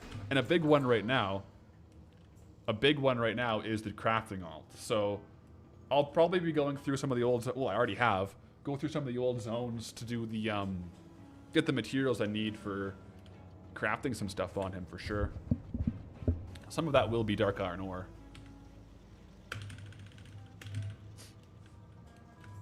You're curious, what's my biggest gold per hour without transmog? So it depends, right? Like if I think about it right now with what the current market value would be versus like the gold per hour of when I did it. Because there are some farms that I did, for example, the first couple weeks of Zel'Gurub trash runs was like 18,000, like 17,000 gold per hour. It's since gone down and it's closer to like 10,000 now. Nice little like plates there. So in absolute terms, I think the highest gold per hour was either Molten Core trash runs or Zel'Gurub trash runs. And they were both like 16 to 18,000 gold per hour.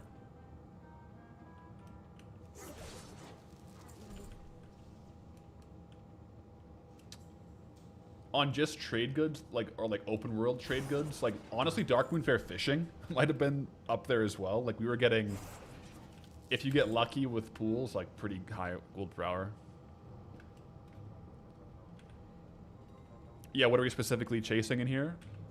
There's some like really rare items in Gnomer. I would take them, like the overalls. But just like BOEs, like we've already gotten 2 of these blue BOEs. Pretty good weapons. Things like that. And also, like, there's just general transmog here that we don't have yet, so it's good to fill out our auction house shelves with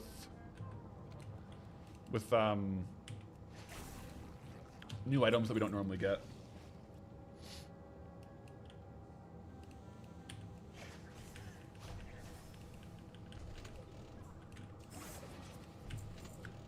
Got the bright pants as well. Worth about 5 gold.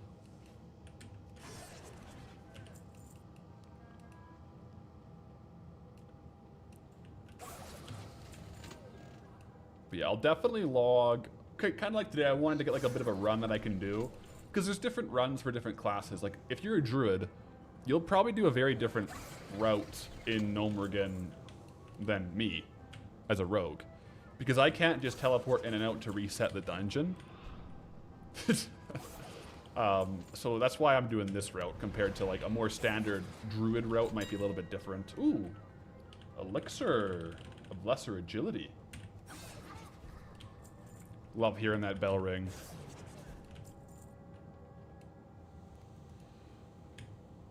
Bright is your pants? You're right, I got the bright pants. That's funny. What is this gold per hour? It's insane. Yeah, I mean, we got a couple lucky drops. And guys, like, we're basically at a whole token in value. But it's just like it's the classic, like, pitfall of transmog is it looks like crazy value, but you gotta sell it, right?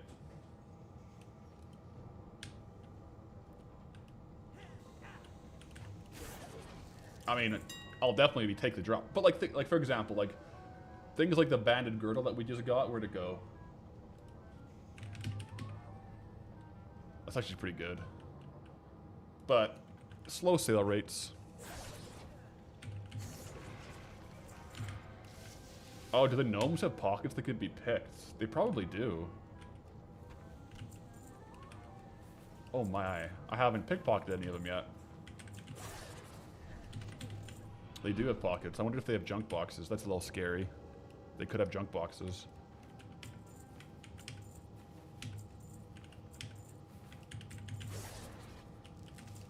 You mean, let me just quickly pause this. I want to look at their pickpocket tables on Wowhead. Leprous. Assistant.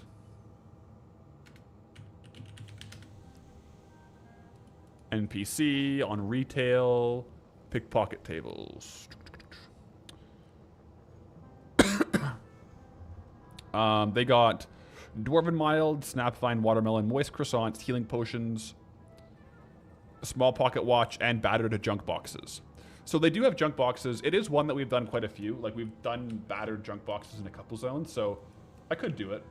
But it's definitely not a net positive ROI on transmog runs to pickpocket everyone. It's just, it'll just slow you down.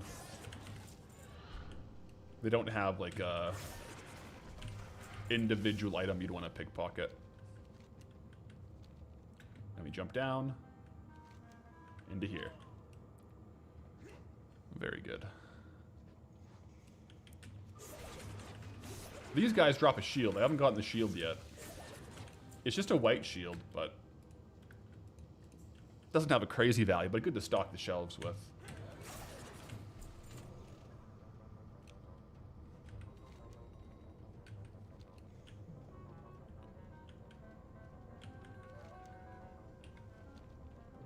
Is battered junk boxes the one I got from fishing early on? No, battered junk boxes I think was the one I got definitely in Stranglethorn. It was one of the variants in Stranglethorn Vale. The one from fishing, what was it called? It was like, there was two different versions of it though. But that one was pretty good. It had more trade goods in the materials. Yeah, there's the chest here.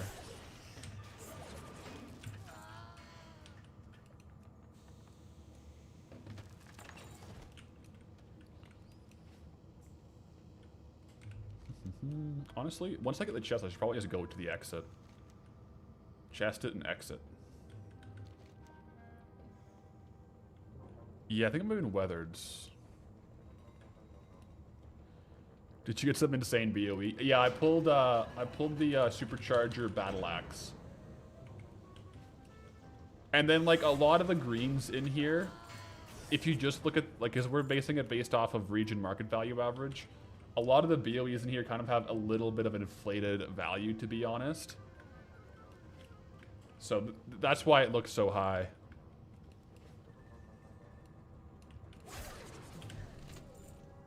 I mean, one way you could do this is you could set it to min buyout. Problem is some of these don't actually have one on the auction house. Like, especially these blue ones, right? There's no current min buyout on my realm.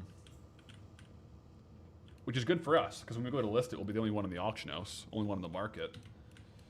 But if Loot Appraiser was trying to price it based on min buyout, it would have problems.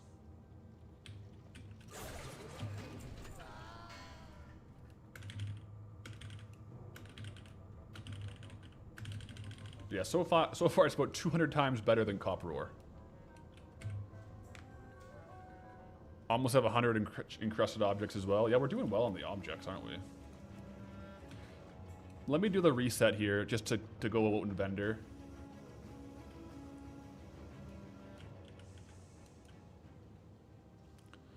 Because I don't think we're getting 10 full runs in anyways. For the hour. Okay.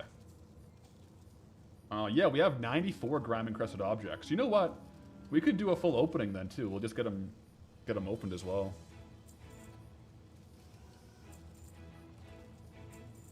I'll clear this out and then do one more run.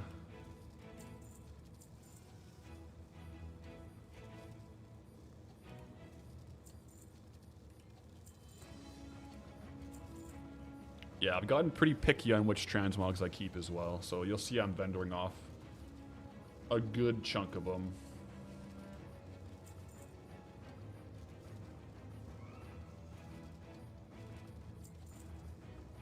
Definitely keeping a lot though. I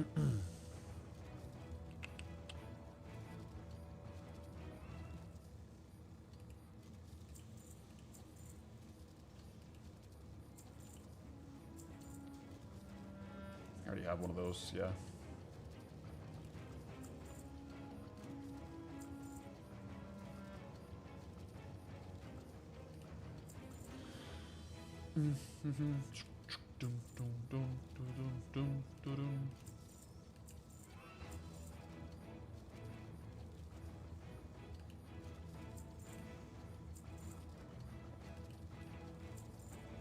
All right, back in.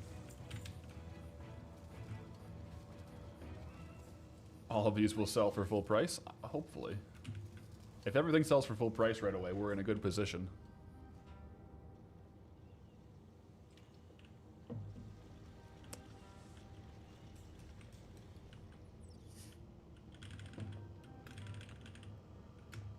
Can Fray not go into the warband bank?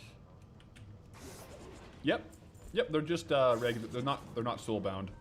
The only kind of items that can't go into the warband are the soulbound ones, but we can't sell those ones either. So.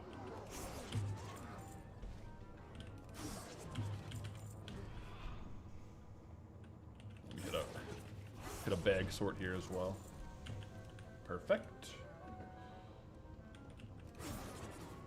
How many Grime encrusteds do we have now? 96. I want 4 more, and then I'll go do an opening of them. Maybe I'll get the last 4 off these guys. Nope.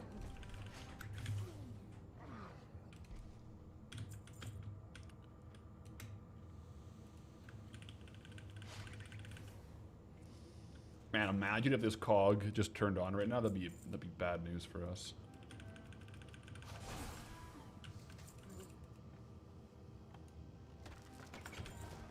Got the chest.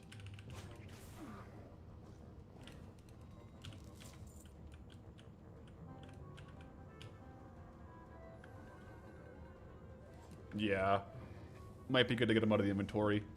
I do want to like code. I know like you can like use Trade Skill Master to say once you've vendored something, you can basically put it on a list of letting it know to always vendor that item. That would be helpful for this because there's gonna be so many repeat items that I'm just gonna vendor. So I should really start doing that so that it knows to vendor certain items that I don't want to keep. But then it would protect the frayed knots. D-Junk also does that. Yeah, like something like that would be quite helpful. If I'm going to be doing a lot of runs and getting the same trash items over and over. Alright, we're at 99. 1 more Grime encrusted object, please. Let's go. Alright, let me clear out this room. Up here. And basically go for loot from 102, I guess, Grime encrusted objects. Let me see here. So we have, yeah, all these sparkle makers. I'm going to honestly do a new session here. And let me see real quick on if it's going to track the openings of these. It will, okay. So let me go through I'm going to get as many as I can and then open them as I go. Because I don't have enough bag space to do them all, but I will just see how fast I can do all of them. Yo, Stormweaver, thanks for the super chat. $20 super chat over on YouTube. Appreciate that. Hi, Path. Hope you and yours are well. Thanks for the entertainment I create. Ah, you're welcome. Thanks for tuning in. Speaking of entertainment, let's see how much gold to get from 101 of these now. All right. So if you don't know how this works, in Dunmoreau or in Gnomeregan, you get these Grime encrusted objects. And then you can actually take them in the dungeon to the Sparklematics 5200. There's 4 of them here to hand them in for that like box of stuff. So we're going to go ahead and see how much we get from that.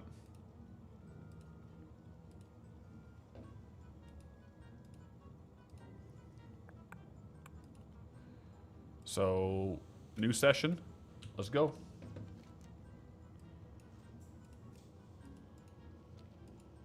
Wait. Wait, I got a Grime encrusted ring? Okay, that's a different quest. I'm a little confused on that one. Let's just do this. Okay, there we go. And I think it's faster to go around and do it on 4 because there's like a reset timer.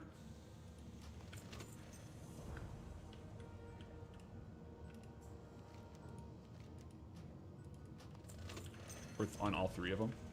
Yeah.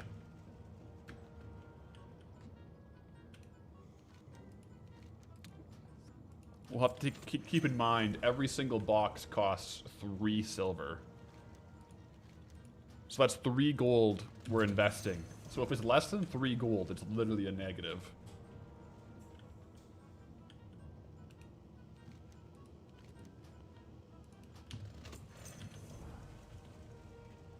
Yeah, pretty slow to hand these in, it seems. To be fair, though, not as slow as pickpocketing junk boxes, so we'll take it. And I do think these will have a better loot table than the junk boxes. Or, like, there's, like, more trade goods.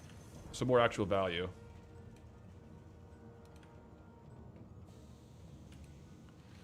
I feel like the time doing it is worth far more than the potential profit. We'll see. I mean, if it's better, I think the best way to look at it is the time it takes to do all of these, is it a higher gold per hour than mining, right? I think that's, per zone, that's like a really good threshold. So if this gets us more perceived gold per hour value for like, if it takes 10 minutes, like if you extrapolate that out over an hour, if it's better than 1200 gold per hour, it's better than mining in Dunmoreau. So like, I think that's a good litmus test for the zone, you know? The mining threshold.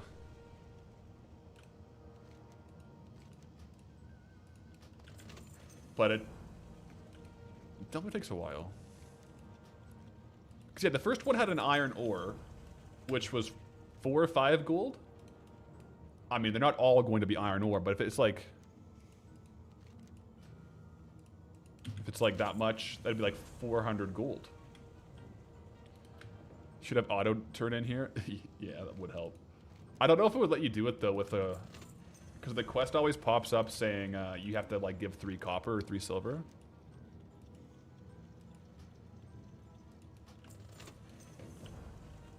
I guess I could. Ooh, I should open it in between. Let's go. That's the move, guys. That's the move for sure. We open it in between them. Oh, I got lost. Rough stone, copper ore, malachite. Because that just saves time.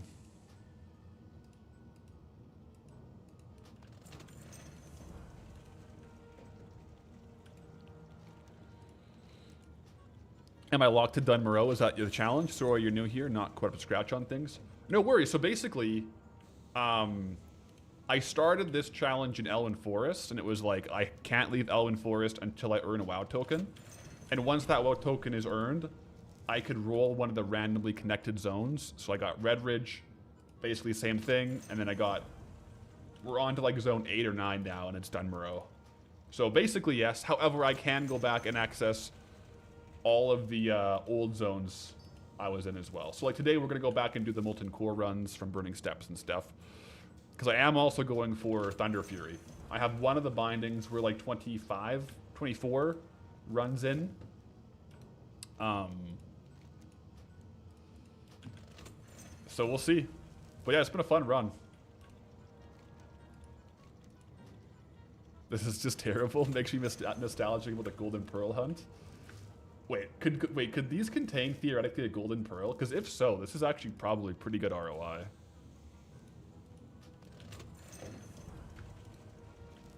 Silver ore, 30 gold from that one, guys.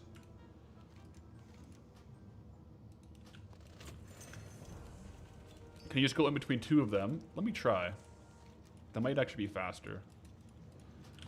The reason I'm not just doing the same one over and over is there's a bit of an internal cooldown. Oh, Peter, that's such a good idea. Yeah, two of them is way faster. I do appreciate that.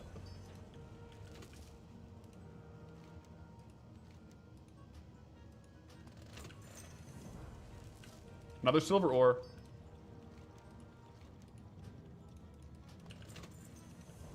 So far, silver ore is the most valuable thing we're pulling.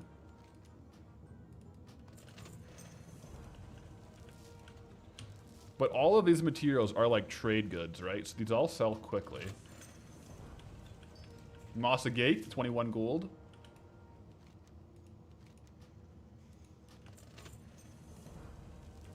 Copper ore. Honestly, I'm just going to get to the point where we have like a full stack ready.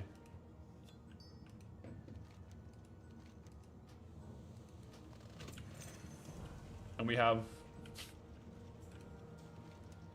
Honestly, this is like... This is a pretty good little farm. Right now, the crazy thing is the gold per hour is actually outpacing mining and skinning in Dunmoreau. So I probably will actually do this. Did we do MC already? We have not done it yet today. We will be doing it later. Man, if only this gave you reputation or something. Small lustrous pearl, 1 gold. So yeah, so far the silver ore and the Mossa Gates are pretty good. The lead ore is kind of the worst. It's just like a vendor item. Like a gray item. Rough stone's also not great. Silver ore. So based on our current rate, we're only like halfway through our boxes. It's 1,700 gold per hour right now. That's like a very respectable farm. If I just save up all of these and then just do this for hours on end, I'll get some gold. I may go crazy though.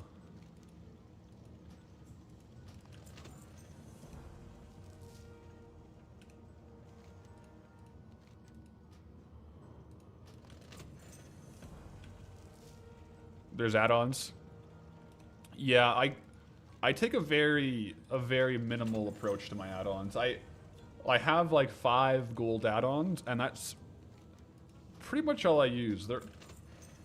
I will sometimes test out new ones, and you know, sometimes they're good, but I do like a very lean add-on approach. If I was to do this more, honestly, you probably would want to run like a quest text skipper.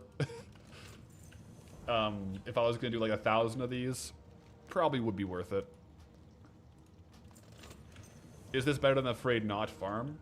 That's tough to compare. Gold per hour, no. But liquid gold per hour, yes. So like, the Fray Not has a cap where it's kind of like transmog, where you can get pretty decent market value. But I'm not going to be able to sell them all right away. Oh, NRJ Panda with the resub. Sorry, I missed that 3 minutes ago. I was too focused on my Sparkle-matic here. But appreciate the resub on tier 1 there. Sorry for initially missing it there.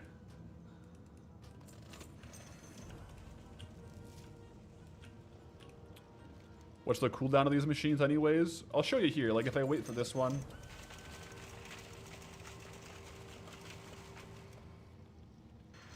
It's long enough where it's kind of like... it would be slower just doing one, I think. Because it's longer than it takes to run to the other one. Oops.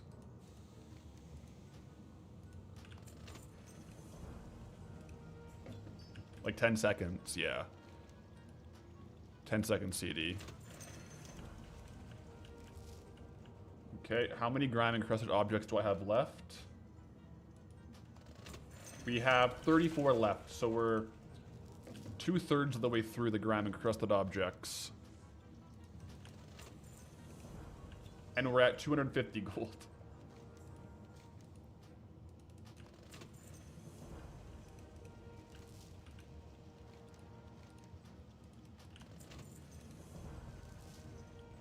Yeah, the silver ore is really what kind of boosts the gold per hour, it seems.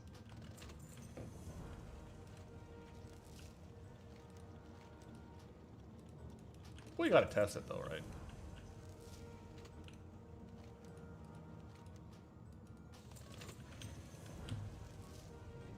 Man, this and the music in Gnomeregan. I think if I farmed this too long, I would legit go crazy. So use this farm with caution.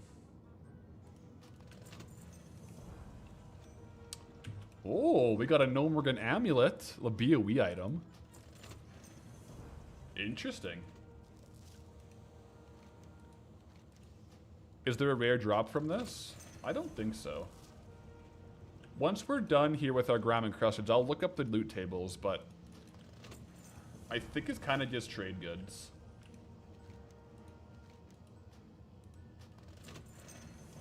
But this is still miles better than every junk box farm we've done so far, by the way. From like a consistent gold per hour perspective.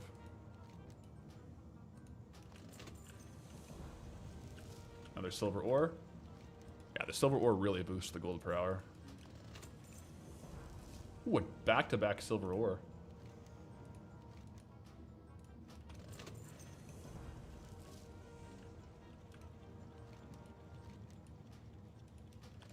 It's saying kind of the rares are some blue enchanting shards and green BOEs. Is it just like necklace BOEs and stuff? What if there was a hidden mechanic and it wasn't a loot table, but just like the 12th one you opened always dropped the same thing, and then the 50th one and and like maybe like the 20,000th one, maybe it's Swift Spectral Tiger and no one knows because no one's opened 20,000 of them. Could be. Maybe someone has opened 20,000 of them. Another necklace.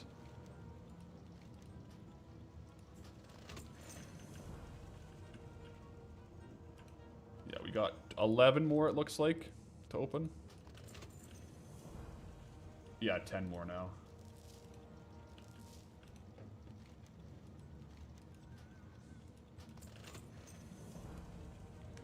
There's only one way to find out. We gotta open them all.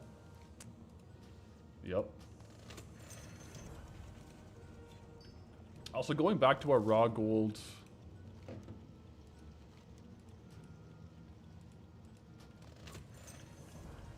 The raw gold in Gnomeregan is actually decent. It's like 300-ish gold per hour, it seems.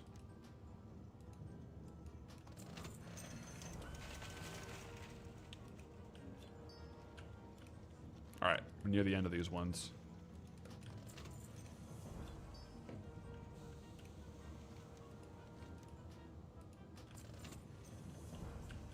Four more.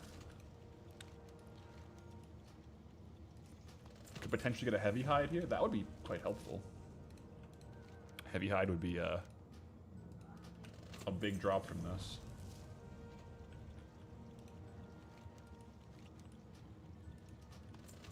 Okay, so that's it. We have one left, but we this is 100 opened. So we had 101.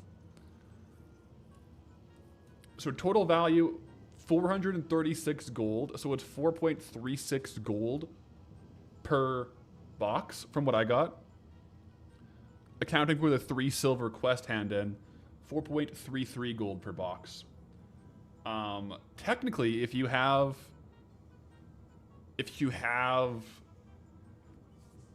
400 of them, yeah, 420 of them, you could open them for an hour straight.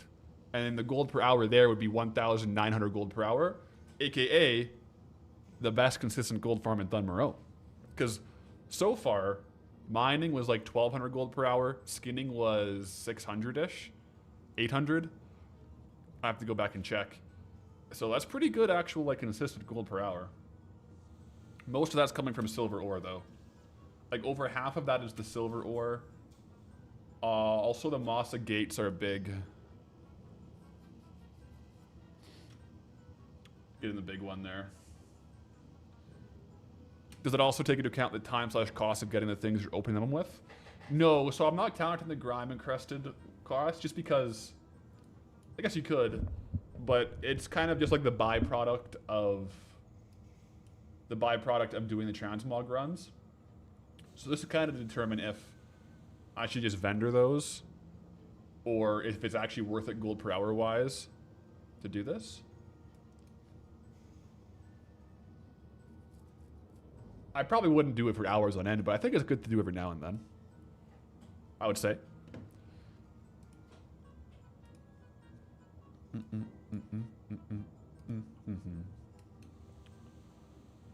Let's go to the Lion's Pride Inn though. Clear the inventory. I gotta run to the washroom real quick, and when I get back, guys, we're doing some raids. It's all BRB.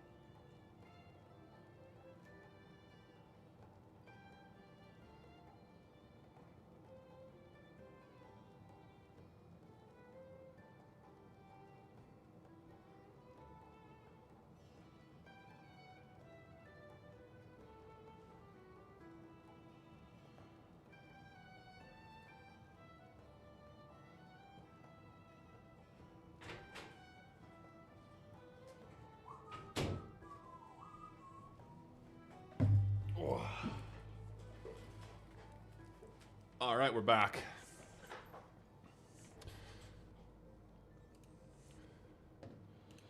Let me just clear the bags here. And because it's Monday, I haven't done my raids on Goldie yet, so I do want to do all that. Let me go over to the bank real quick, actually, just to drop the transmog. Yo, Red Drag with the 5 gifted. Thank you for the 5 gifted subs, my man. I appreciate that. And if you were just gifted a sub by Red Drag, well, welcome in. Hope you're having a great day. Yeah, we got raid hype, guys. Let me clear the bags, get the transmog into the warband bank to sell on my transmog alt, because we're gonna be going through all of our raids here, so I want to make sure we have it clear.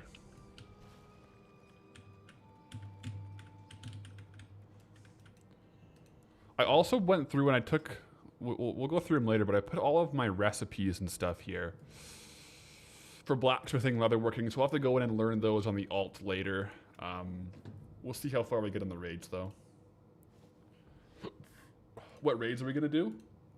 I'll do BWL, BWD, and Molten Core. And also I'm gonna do Heroic Zul'Gurub for the mounts. And that'll probably be it for today, for the raids.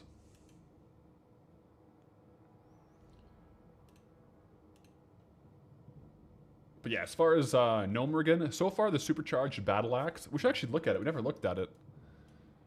Okay, that's what it looks like. That was the biggest drop so far from Gnomer. Not bad at all. I will take it. I'm also going to put the frayed knots in here to sell on the alts. Frayed knots is a weird one, where it's like not really transmog, but I'll probably not sell it on the main. I'm also putting things like the, well, not yet, but things like leather will go into the warband bank because my leather worker will use it from the warband bank. But things like ore, I have to actually process those on Goldie, so I'll leave them in here for now.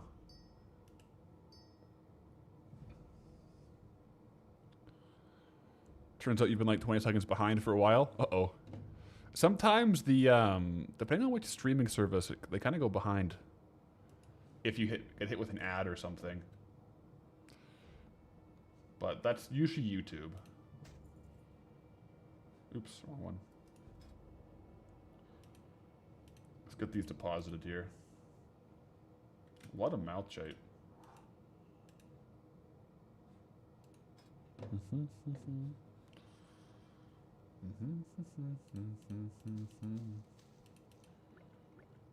Yeah, opening up those boxes definitely gives you a lot of stuff to manage in your inventory, like a bunch of like random food and stuff too. I'm just putting everything I'm going to vendor down here for ease of access later.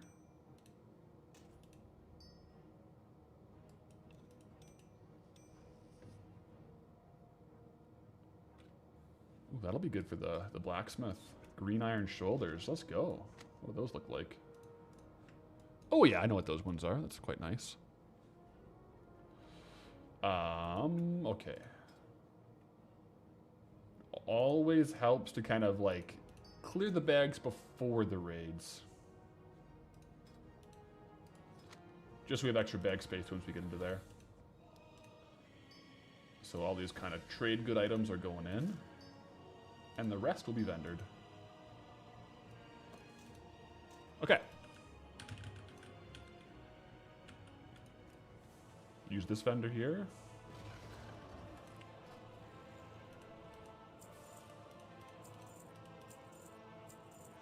Looking good. What browsers does everyone use? Chrome, Green Pally, Opera, Firefox. I go back and forth. I've been using Chrome. Well, actually, I don't really go back and forth, but I tend to end up using Chrome. Just because I've always used it. I used to use Firefox, but now I use Chrome. It does use so much RAM. Also, yo, Elon. Thanks for the raid. Hope you had a good stream. Welcome in, Raiders. Welcome in from Elon. I see, man, you've been grinding the midnight gold. I love it. I love it. Hope you're having a good time out there farming. You're doing gold cap, right? Is like, or no, 100 mil, right? You're going for 100 mil. Is that right? But yeah, I've seen you out there grinding, so appreciate the raid, brother, and hope you had a good stream. If you're just tuning in, we've been testing out a lot of done Moreau farms, but I'm on Monday and I haven't done my raids, so it's basically it's raid day for Goldie. Let's do Blackwing Layer first. The classic Monday Blackwing Layer. Luckily for Blackwing Layer, we do have skinning, so it actually gives us pretty good gold per hour, although our classic skinning is 249, guys. We gotta go level it up.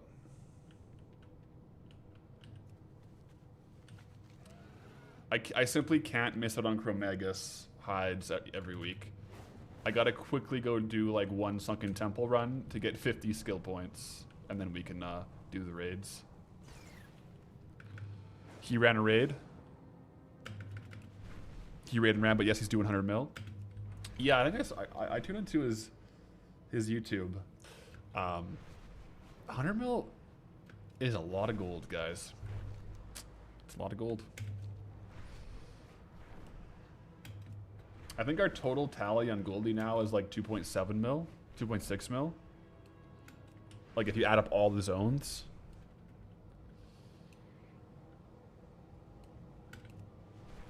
But we'll see. I'll get my 300 skinning and then we'll get our raids done here.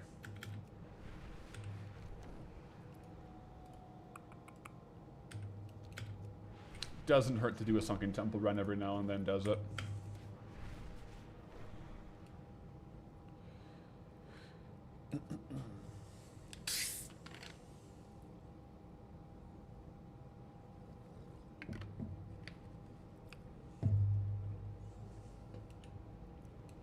Goldie's final challenge. After all zones is 100 mil. I think the question will be, what expansion will we be once we've caught up to the zones?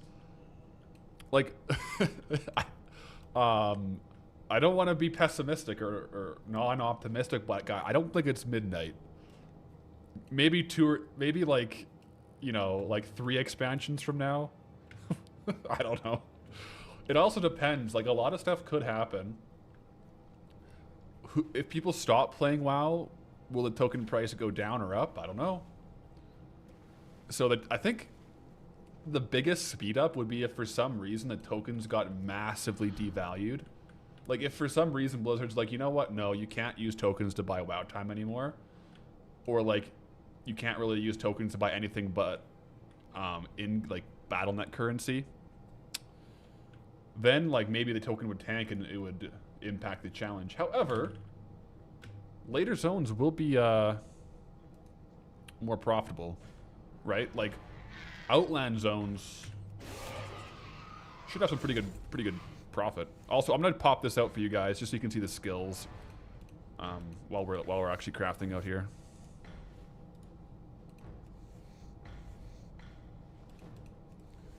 If they add WoW to Game Pass, they would tank the token. Yeah, I agree with that. It would hurt it for sure. Because some people who play WoW and have Game Pass would then no longer have to like buy a WoW token.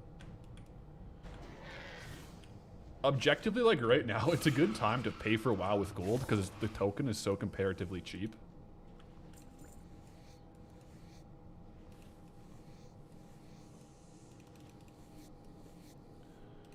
Yeah, once we get to 300 skinning, I'll go over to do Blackwing Layer. I just want to make sure we're skinning capped for skinning Gnomeregan, since we just kill him once per week and he drops all the different green dragon scales and stuff. It's good to add it up.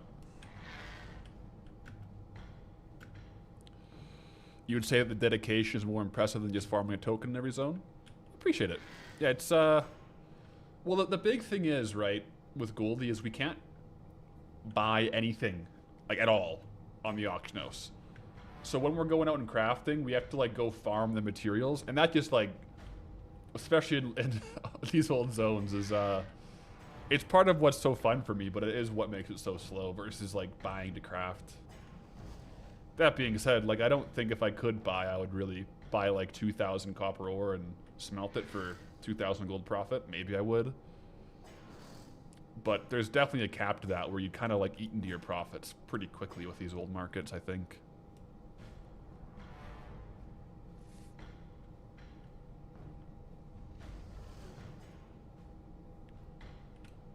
Around the corner.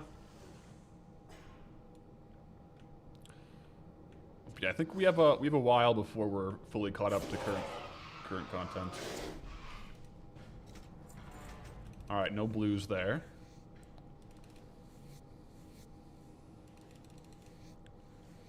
You wonder how much you spent on the auction house on pets.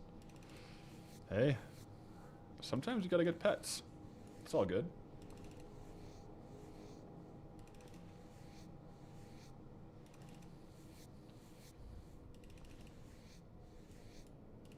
There's something so relaxing with the sound of skinning.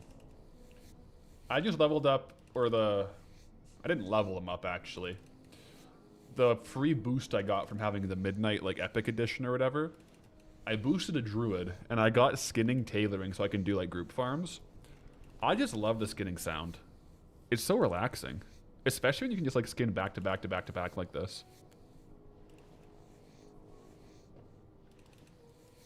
Definitely one for the books, I would say.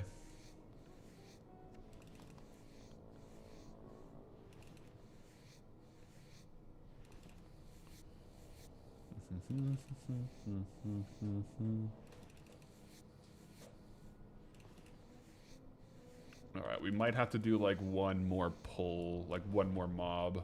Oh no, actually. This last mob might get us super, super close. I don't want to risk going into Blackwing Layer and skinning the whelps in there to get the skill points, because I don't know if they actually skill you up. Like, for example, I know the Molten Core core hounds don't actually get you skinning levels. Same with Dark Iron Ore. Like, if you go in with level, like, 1 mining into Molten Core, you can mine the Dark Iron Ore, but it does not give you any skill points.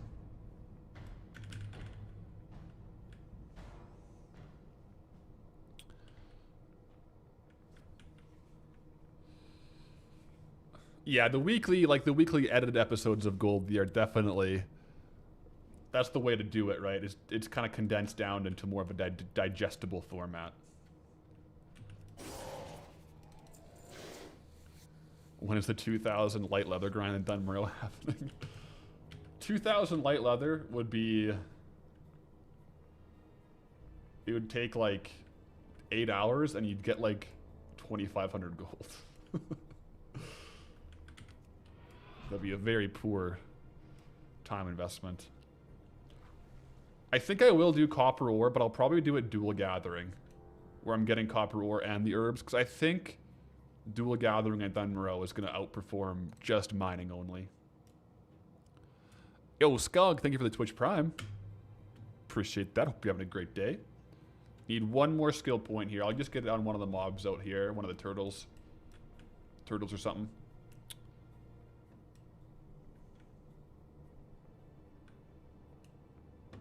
Skinning in modded Skyrim is brutal. It makes you look like you're like actually taking out a knife and skinning them. Oh my gosh. Good evening. Yo, Herman Abaki. Good evening. Appreciate the sub. This should get us to 300. There we go. 300 is achieved. I'm also kind of curious what turtle meat's worth right now. Turtle scale, okay. Nothing too crazy there. I mean, the turtle farm's always going to be decent.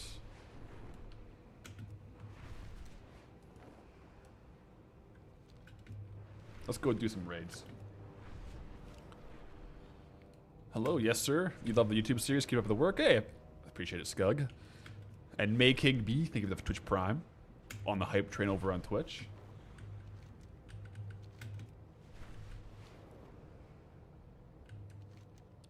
Yeah, I think I'll do Blackwing Layer first. On the way over, maybe check on Row the Silent too, may as well. Hey, Spliv, thanks for the Prime as well. What professions do we go on the crafting alt? So the crafting alt, I did blacksmithing, which I have to finish off leveling blacksmithing. I need some more thorium ore to do that. and also just like learn all the professions and stuff. Or learn all the, not professions, learn all of my saved blacksmithing plans. I have quite a few of those in the bank. And I also went leatherworking. And leatherworking is at 300 now. But I also have to go on the alt and learn all those like recipes I've been saving so I can craft up all the items that I didn't want to learn on Goldie, because if I only get that drop of the profession recipe once, if I learn it on Goldie and then unlearn leatherworking or blacksmithing, I would then not have that recipe anymore. So a lot of them I did save for the crafting alt. So now that he won't be unlearning those professions, I can learn the recipes on him and they will just stay forever, like as they should, as a normal profession would. So that's the biggest upgrade with the crafting alt. So I'll have to do that in a bit. But yes, it is blacksmithing and leatherworking is what we did. Is any of the dragon scale armor worth anything? I think some of it. I don't know for sure. I haven't looked into the dragon scale armor too much. I don't know if I have any of the recipes.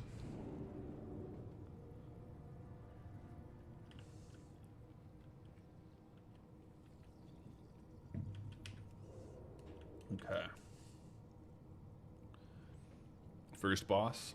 Let's do this. Oop. Still have the old error messages while killing bosses.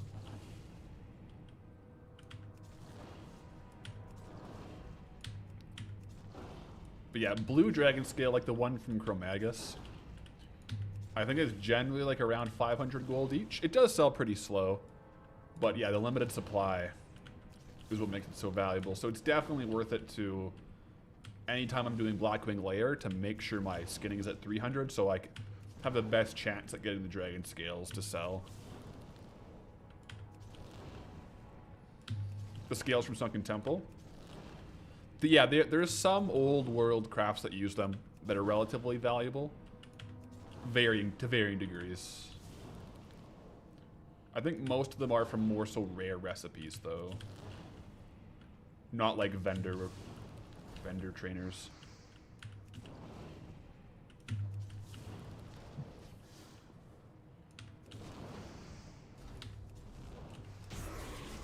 Right. I pretty much have all the transmog I want from this guy anyways, or from the whole dungeon. So it's more so just like a gold and like vendor perspective.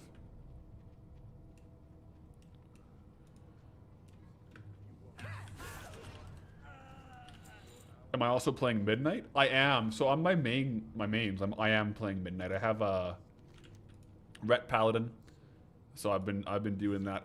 I've been doing a little bit with the professions, but for the most part, like I've been doing some dual gathering, some inscription, and some alchemy. For the most part, like my gold and like my gold farming is kind of on Goldie, and then I've been playing my main more so in like Mythic Zeros and PvP, which I think is a good. I do like to do a little bit of gold farming, but on the main, at least to pay for the WoW token. But most of my like sit down and kind of grind time for farms is on Goldie, and then I'm more so just going to play the main for the content, I think, of like pushing some mythic keystones and doing some arenas.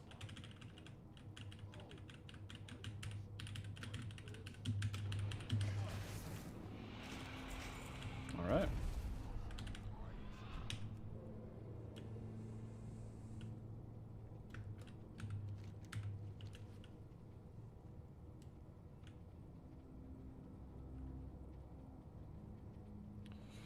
Not pushing to catch the other Blackwing technicians for other Elementy More drops.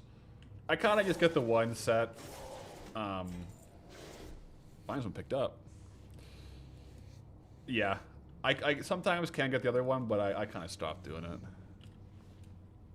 Yeah. Yeah, we also got turtle scales. These guys are mostly rugged leather, which isn't bad. It's like 5 gold each.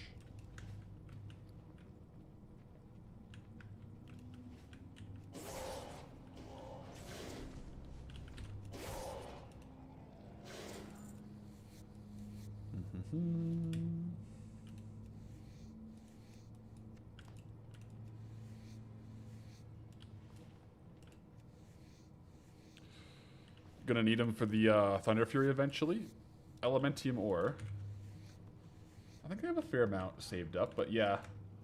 We, I guess I haven't really, like, looked into every single item I need for Thunder Fury, but we might have to come and farm them. Sometimes I can pull one of these guys and it pulls the rest, but it's best to stay stealth through here because if I'm stealth as a rogue, I don't get hit by the slows.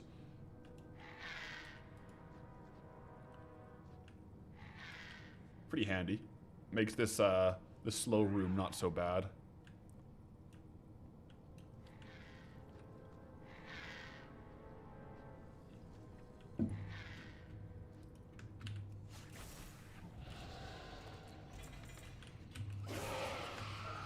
Hey, a second to Maladath. Let's go.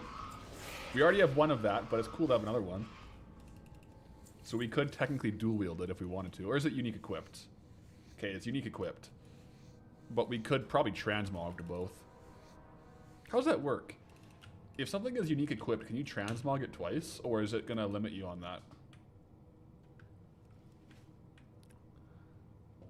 I don't know if I've ever tried that.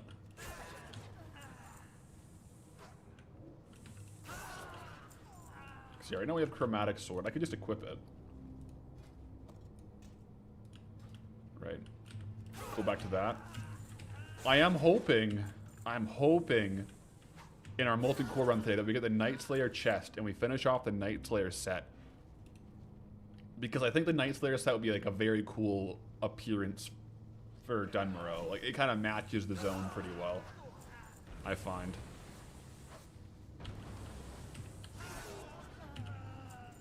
And after 24 or 25 runs, still no chest.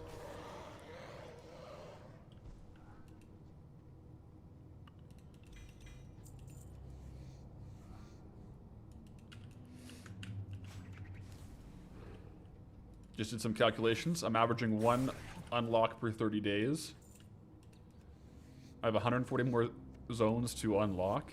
Okay, so is that true? There's 140 zones between now and midnight? I haven't done that calculation. That's a lot of zones. If we keep that pace, it'd be 11.5 years before we're caught up. That's mad. I feel like it might... We'll see. I don't know. Like, there's definitely zones that are faster and zones that are slower. So we'll see. I think near the end, there's probably more fast zones, but... Whew. 11.5 years, eh? 140 zones to go. See what we can do.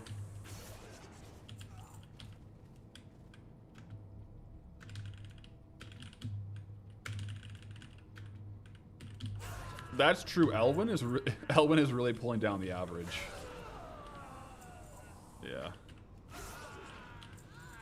And down the road, we should have more transmog that gets eventually sold. Maybe, or we just have it always sit on the auction house forever. We'll see. Yeah, there is a compounding factor. And plus then we'd have more and more recipes, more and more things to craft. It opens it up pretty well.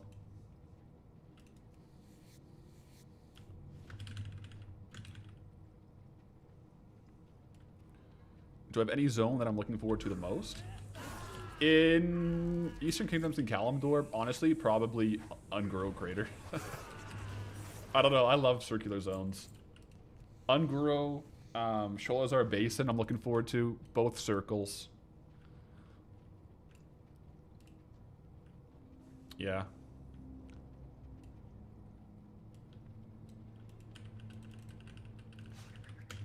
Yeah, it will be something else for sure. Yeah, these guys didn't drop any skins.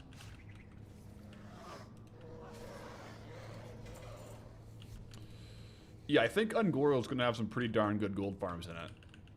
Deep Home, oh my gosh, guys, I love Deep Home as well. Give me some albino cave fish in Deep Home. Ooh, GG.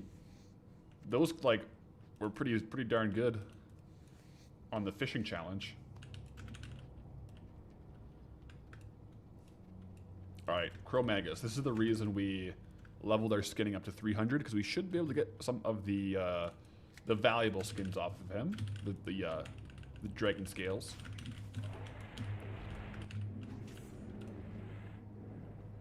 Geez, a pretty good run for a Bloodfang as well. There we go. So we got 3 of the blue dragon scales. So yeah, right now they're going for about 388 gold. So just because we got 300 skinning while we did this run, that's an extra like 1200 gold.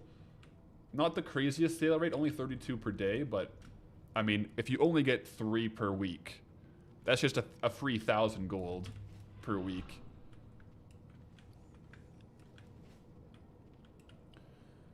It'd be crazy to say no to that. You hope in the near future for Deep Home? What's your favorite zone? Deep Home is a really cool zone.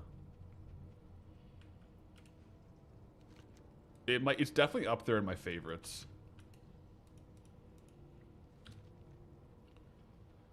I also really like Harandar, guys. Out of the new zones, Harandar is my favorite midnight zone, I would say. It's really cool. I think it was really well done.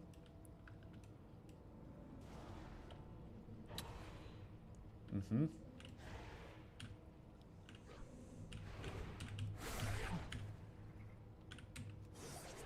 Gorgrond? Who's hyped for Gorgrond? No, bud. I think the most exciting thing about Gorgrond is unironically going to be how we can make gold in the garrison. You know? I think that's actually... I'm gonna have a lot of fun doing that. Did they fix the calculator add-on? Not yet. I think I might be able to change it in the actual add-ons folder, but I thought I did that and now it's just not working, so basic calculator is on my end not functional at the moment.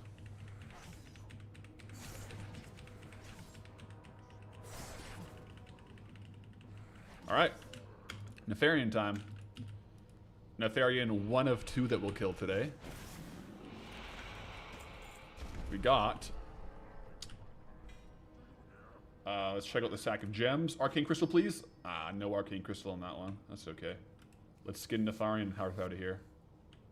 No loot. No loot from Nef.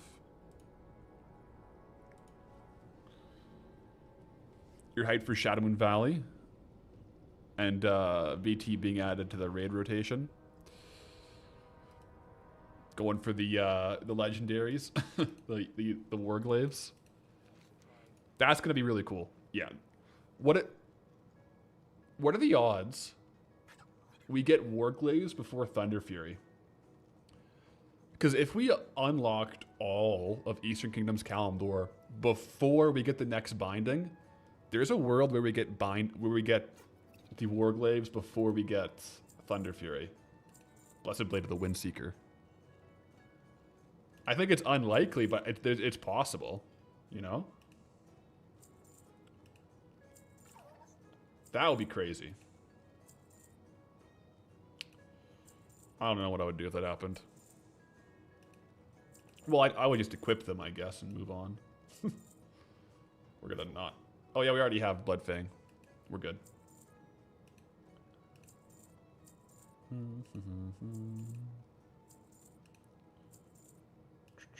The bindings of the Transcendence don't really count for bindings, unfortunately. Lots of Transcendent stuff. Cool. Bag sort and go back to Blackrock Mountain. Because we got Blackwing Descent. Now, Blackwing Descent is a bit of a sleeper.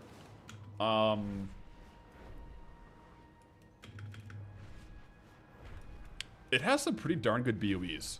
So we could get some pretty good value from BOEs in Blackwing Descent, for sure. You did 7 years of KT every week and no Ashes of Alar. Oh my gosh. Ooh. Then you finally got it. Well, congrats on getting it. That's a long... Because it's not that low. It's like 3%, right? Ashes? Like, it's not like a below 0 drop rate. That's unlucky. You'd say almost 0 for getting Warglaves before finishing Thunder Fury?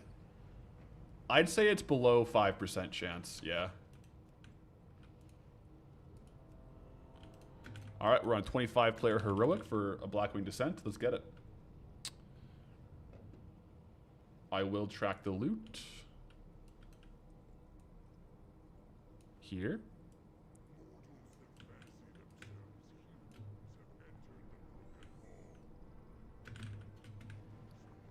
I think Ashes was one I got relatively lucky on. I think I got Ashes after like 30 runs, which isn't particularly crazy lucky, but it's definitely not unlucky.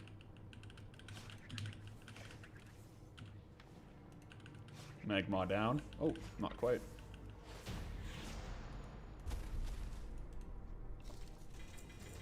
So much loot. Like off that boss, we have, it says 300 gold worth? That can't be right. Where's it pulling that value from?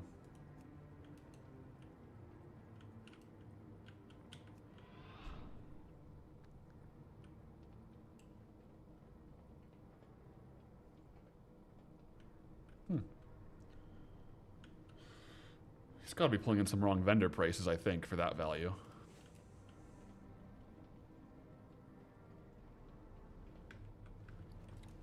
Oh, sorry. No, that's the gold per hour. Yeah, it's 8 gold. 8 gold in actual value. Oh. Teresa's booklight. A wand. Not a terrible sale rate. Decent value. We'll take it. Yeah, there's lots of BOEs in Blackwing Descent. That's definitely worth running.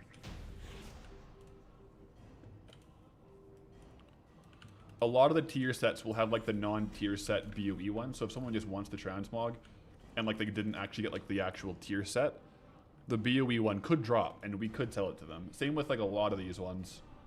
So it's definitely worth doing.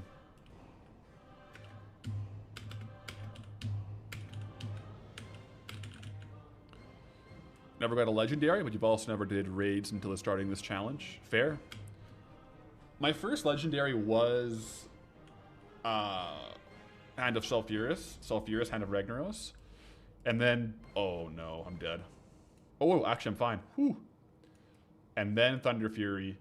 And then all of like the BFA or Legion legendaries. I don't really classify those as legendaries because they're so common. The first like current content legendary I got was Firelath. And that was quite recent. But like in the sense of like one class having a legendary that other classes don't have access to.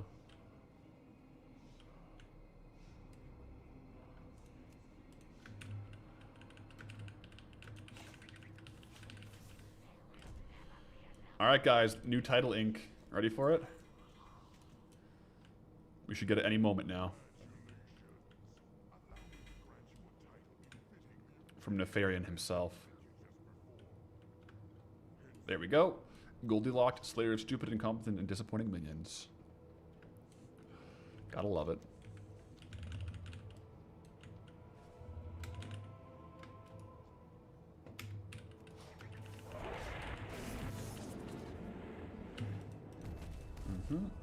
I do want to save up the Ember Silk because... And also, when we do Zelgarub, I want to save the Ember Silk for when I do craft Ember Silk bags for my crafting alt. Right now, the crafting alt is fully Traveler's backpacked out.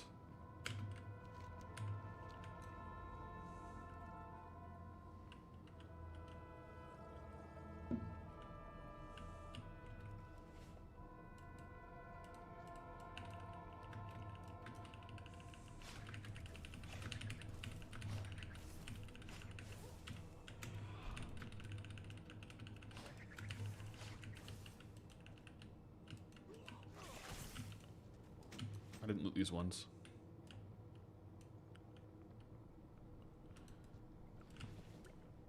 Oh no, Snorri, you just spilled all your beer over yourself? Oh no. It's okay.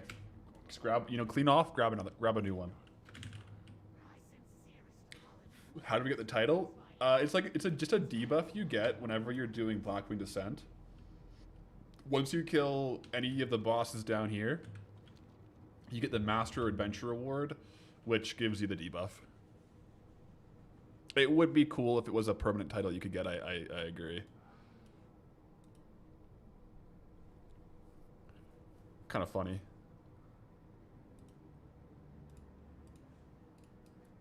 Yo. Archimedes was right behind me the whole time.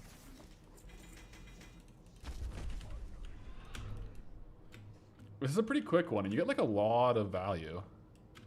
Currency looted here, 270 gold looted. On our zone timer add-on, we have, I think we have like 2 or 3 runs logged on the zone timer add-on. 30 minutes, but it's 1,500 like currency looted. That's not even including like vendoring the items. So the actual perceived gold per hour here is very high from a raw gold perspective. It's just only takes 8 or 9 minutes to actually run. When you factor in all of the BOE stuff too, it's definitely worth doing this every week. Great content, man. Yo, ZenuX1, appreciate the prime and you're welcome. Glad you're enjoying the content.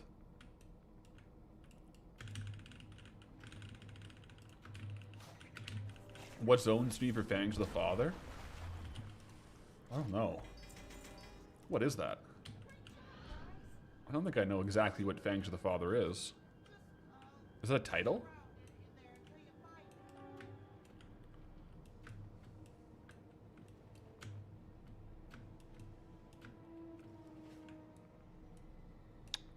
Oh, Rogue Legendary from Firelands. Gotcha. Yeah, because we'll have some of the Cataclysm zones like in Eastern Kingdoms and Kalimdor. Might need to get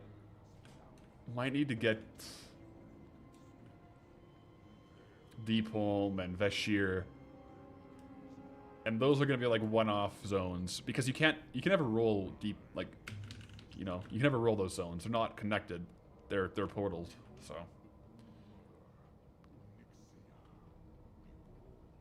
Need Dragon Soul, Tenaris, Caverns of Time. Yeah, we'll see. It'll be an interesting one to keep an eye on because it might be before we leave. It might be before we leave the Eastern Kingdom and Kalimdor. It's possible. We'll definitely keep an eye on it.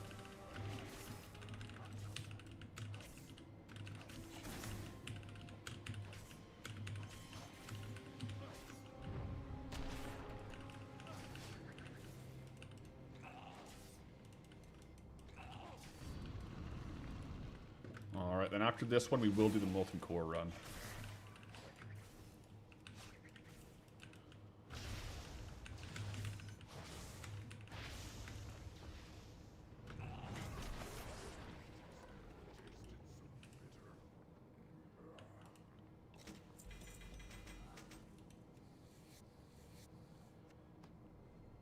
Black and Dragon Scale. This one really fills up the bags. Lots of stuff to vendor, at least. Let me go vendor it.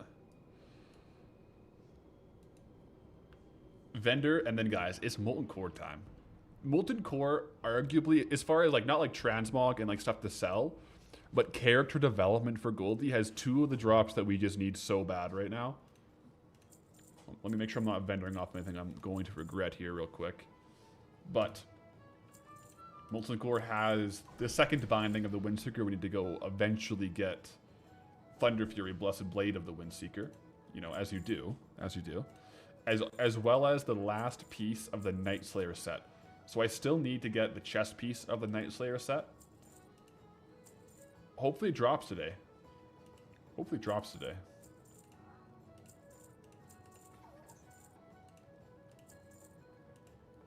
I'm also curious how much looted value I'm going to get from this. From Blackwing Descent.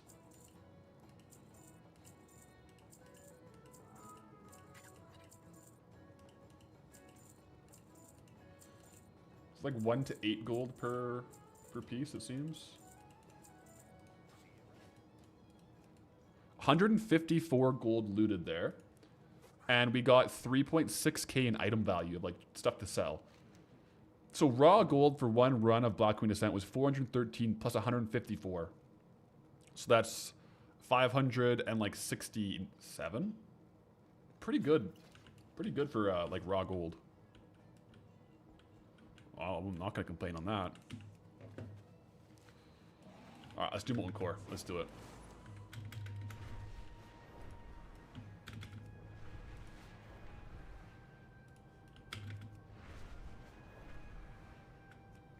How am I doing today? Timo, I'm doing great. How are you doing? What is it about killing the bosses that's giving me an error? I started getting that error ever since in like housing and endeavors started happening. So we have an ongoing endeavor, and one of the things you need to do, like with our community, if you're in Goldbound, the Shire of Goldbound, the Goldbound Guild, every time I kill a boss, a raid boss, it gives progress towards the endeavor, and that's what's giving me the error.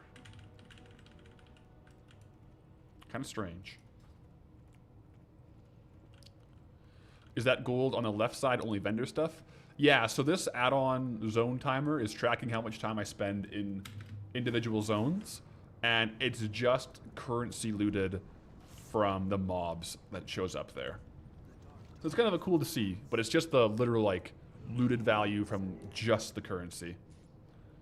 And I got the add-on kind of recently, so a lot of the time I spent in like Molten Core, for example, isn't necessarily tracking on it, but it's kind of cool to see there. All right, guys. Let's do it. First and foremost, let's see if we can get some bindings. I'm also going to mine all the dark iron ore as we go through.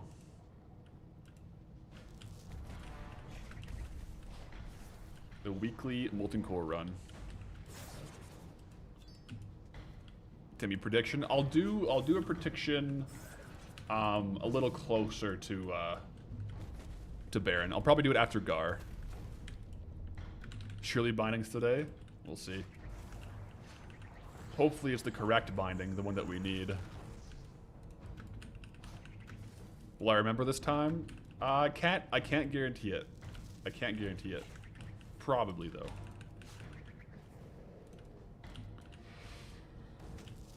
Whoa. I have not gotten this yet.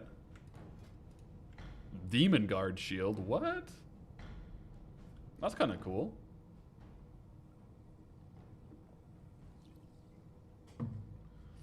Of all my Molten Core runs, I haven't had that drop yet. Oh, I should skin them. Not the biggest deal, but it's just, you know, nice to get some extra materials.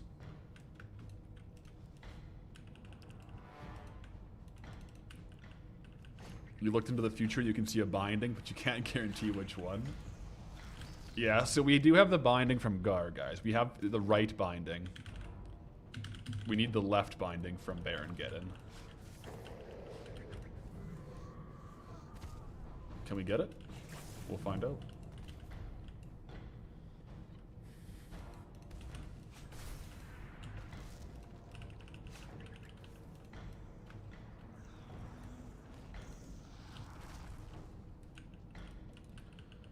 Yeah, also while I'm doing this one, I have mining. So getting the dark iron deposits are also good. Dark iron's like, it's going down a little bit, but it's still 22-ish gold per ore. It was up to like 40 gold for a while. But in any event, I need it for my crafting alt, because one of the best things to craft with classic blacksmithing is dark iron gear, and particularly the core, which requires dark iron ore as well. So I'll stockpile a little bit here. I'll just get all the nodes I can while we're doing the run.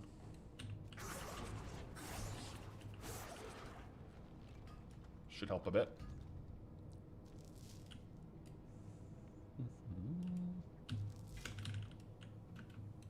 I'll also need, I think we have a lot, but I will need like lava cores and fiery cores, because that will be how I boost the alt with the reputation for the dark iron ore dwarfs.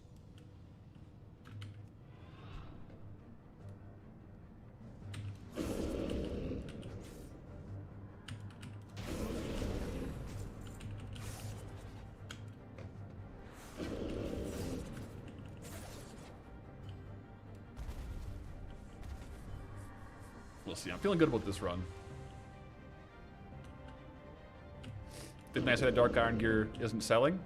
Yeah, I haven't sold any yet, but I do want to stockpile it. Like, I won't, Oh, all these are respawning. I'm not going to sell the Dark Iron ore I get from my weekly Molten Core runs, just to keep it in stock. For if one does sell, I can just pop over and craft it. But I'll honestly probably end up crafting a lot of the decor items, like the Shadow Forge sconces. But I have been having... I don't think I've sold any of the Dark Iron gear yet. But it did take us quite a few hours to farm all that Dark Iron ore, so... if we can keep it stocked, it's good. We did like an 8 or 9 hour farm day for just Dark Iron ore, I think.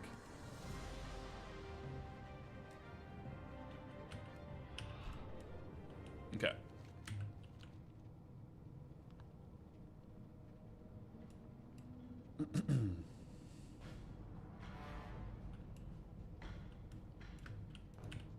I'll kill most of the trash I see on the way. I'll only make sure I kill all the destroyers. Like the molten destroyers are the ones that can drop the blood of the mountains, which also have a good item value, or good, not item value, but good gold value. If I miss some of the other mobs, not too big of a deal, but I do want to tag all the destroyers.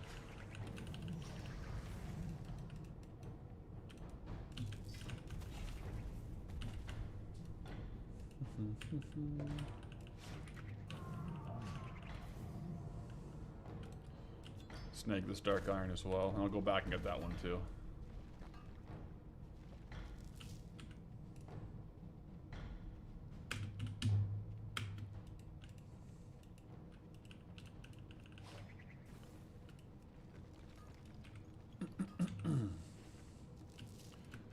Generally speaking, I think from a full clear,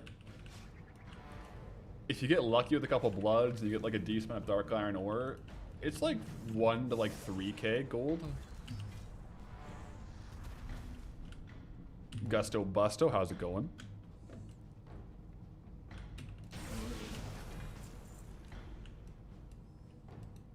We're getting near the drop areas. First question, do we get a duplicate binding before we get the one we need? And the second question, do we get the one we need? We'll find out soon enough.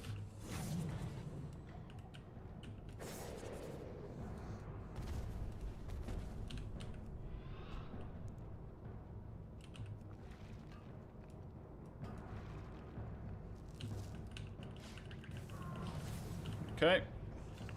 Oh, nice giant sucker belt. So first and foremost, Gar, he does drop a binding. It's the one we already have, so I hope I don't get it again. I mean, if we get it again, it doesn't really change anything. It's just kind of... feels kind of bad to hit the drop rate on the one you don't need. Let's just see. Okay, no duplicate bindings, so perhaps we saved our binding luck for Geddon. What I will do on Twitch and YouTube is a prediction where you can vote if you think I will get the binding. So let me put it in on a poll on YouTube. Will the binding drop? Question mark. Option 1, yes. Option 2, no. And I'll do it over on Twitch as well. On Twitch, you can use your channel points. So let me just do a prediction.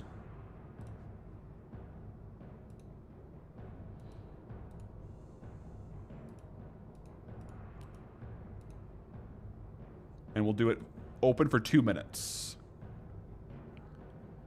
Starting it now. Does the Gar only drop one of the bindings? Yes. So to do the Thunder Fury quest, there's 2 unique bindings. One is called the left binding and one is called the right binding. So Gar drops the right binding, and they are like different items in the game. And so to combine them, both of them, you need to have the right and the left. And Baron Geddon can drop the left binding. So I'm hoping for that one. We'll compare the YouTube and the Twitch predictions. Because on Twitch, you can like bet your channel points. You get channel points by just like watching and engaging with the stream and watch streaks and stuff. So generally, YouTube is more optimistic on the polls because there's no stakes. And then Twitch, people tend to want to bet a lot more on no because it's a low drop rate, of course. But it's always funny to see. So we'll compare the Twitch versus YouTube results as well. We still have about a minute left though on the prediction, so I won't kill him yet.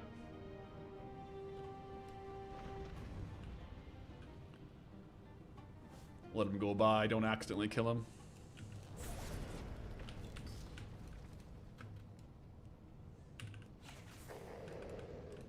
All in. All in is crazy. Ooh, got the schematic, engineering schematic. Okay. Also, these schematics are bind on pickup. So I just kind of learned that we got some blacksmithing schematics and stuff or patterns that are these ones. Since they're soulbound, I actually can only get them on my alt if I want to do it on the warband alt. But we'll have to talk about that more later. Let me go get this ore node, and then we'll kill Baron-Geddon and see if we get the left binding of the Windseeker to proceed with the quest for the Thunder Fury Blessed Blade of the Windseeker before we kill him. So right now, YouTube voted 39% yes, it will drop. 40% yes, it will drop. 60% no on YouTube. Twitch, let me kill this guy first before I loot. The Twitch prediction, 78% no, 72%, sorry. 28% yes, 72% no on Twitch. So, as per usual, YouTube is a little more optimistic. Let's cast a little recuperate for the luck, and we're going to go straight into it, guys. We're going to go straight into the loot. No dilly-dallying here. Once this channel's up, I'm going to go loot. Will the binding drop? Come on. No, but we got the core felt cloth bag.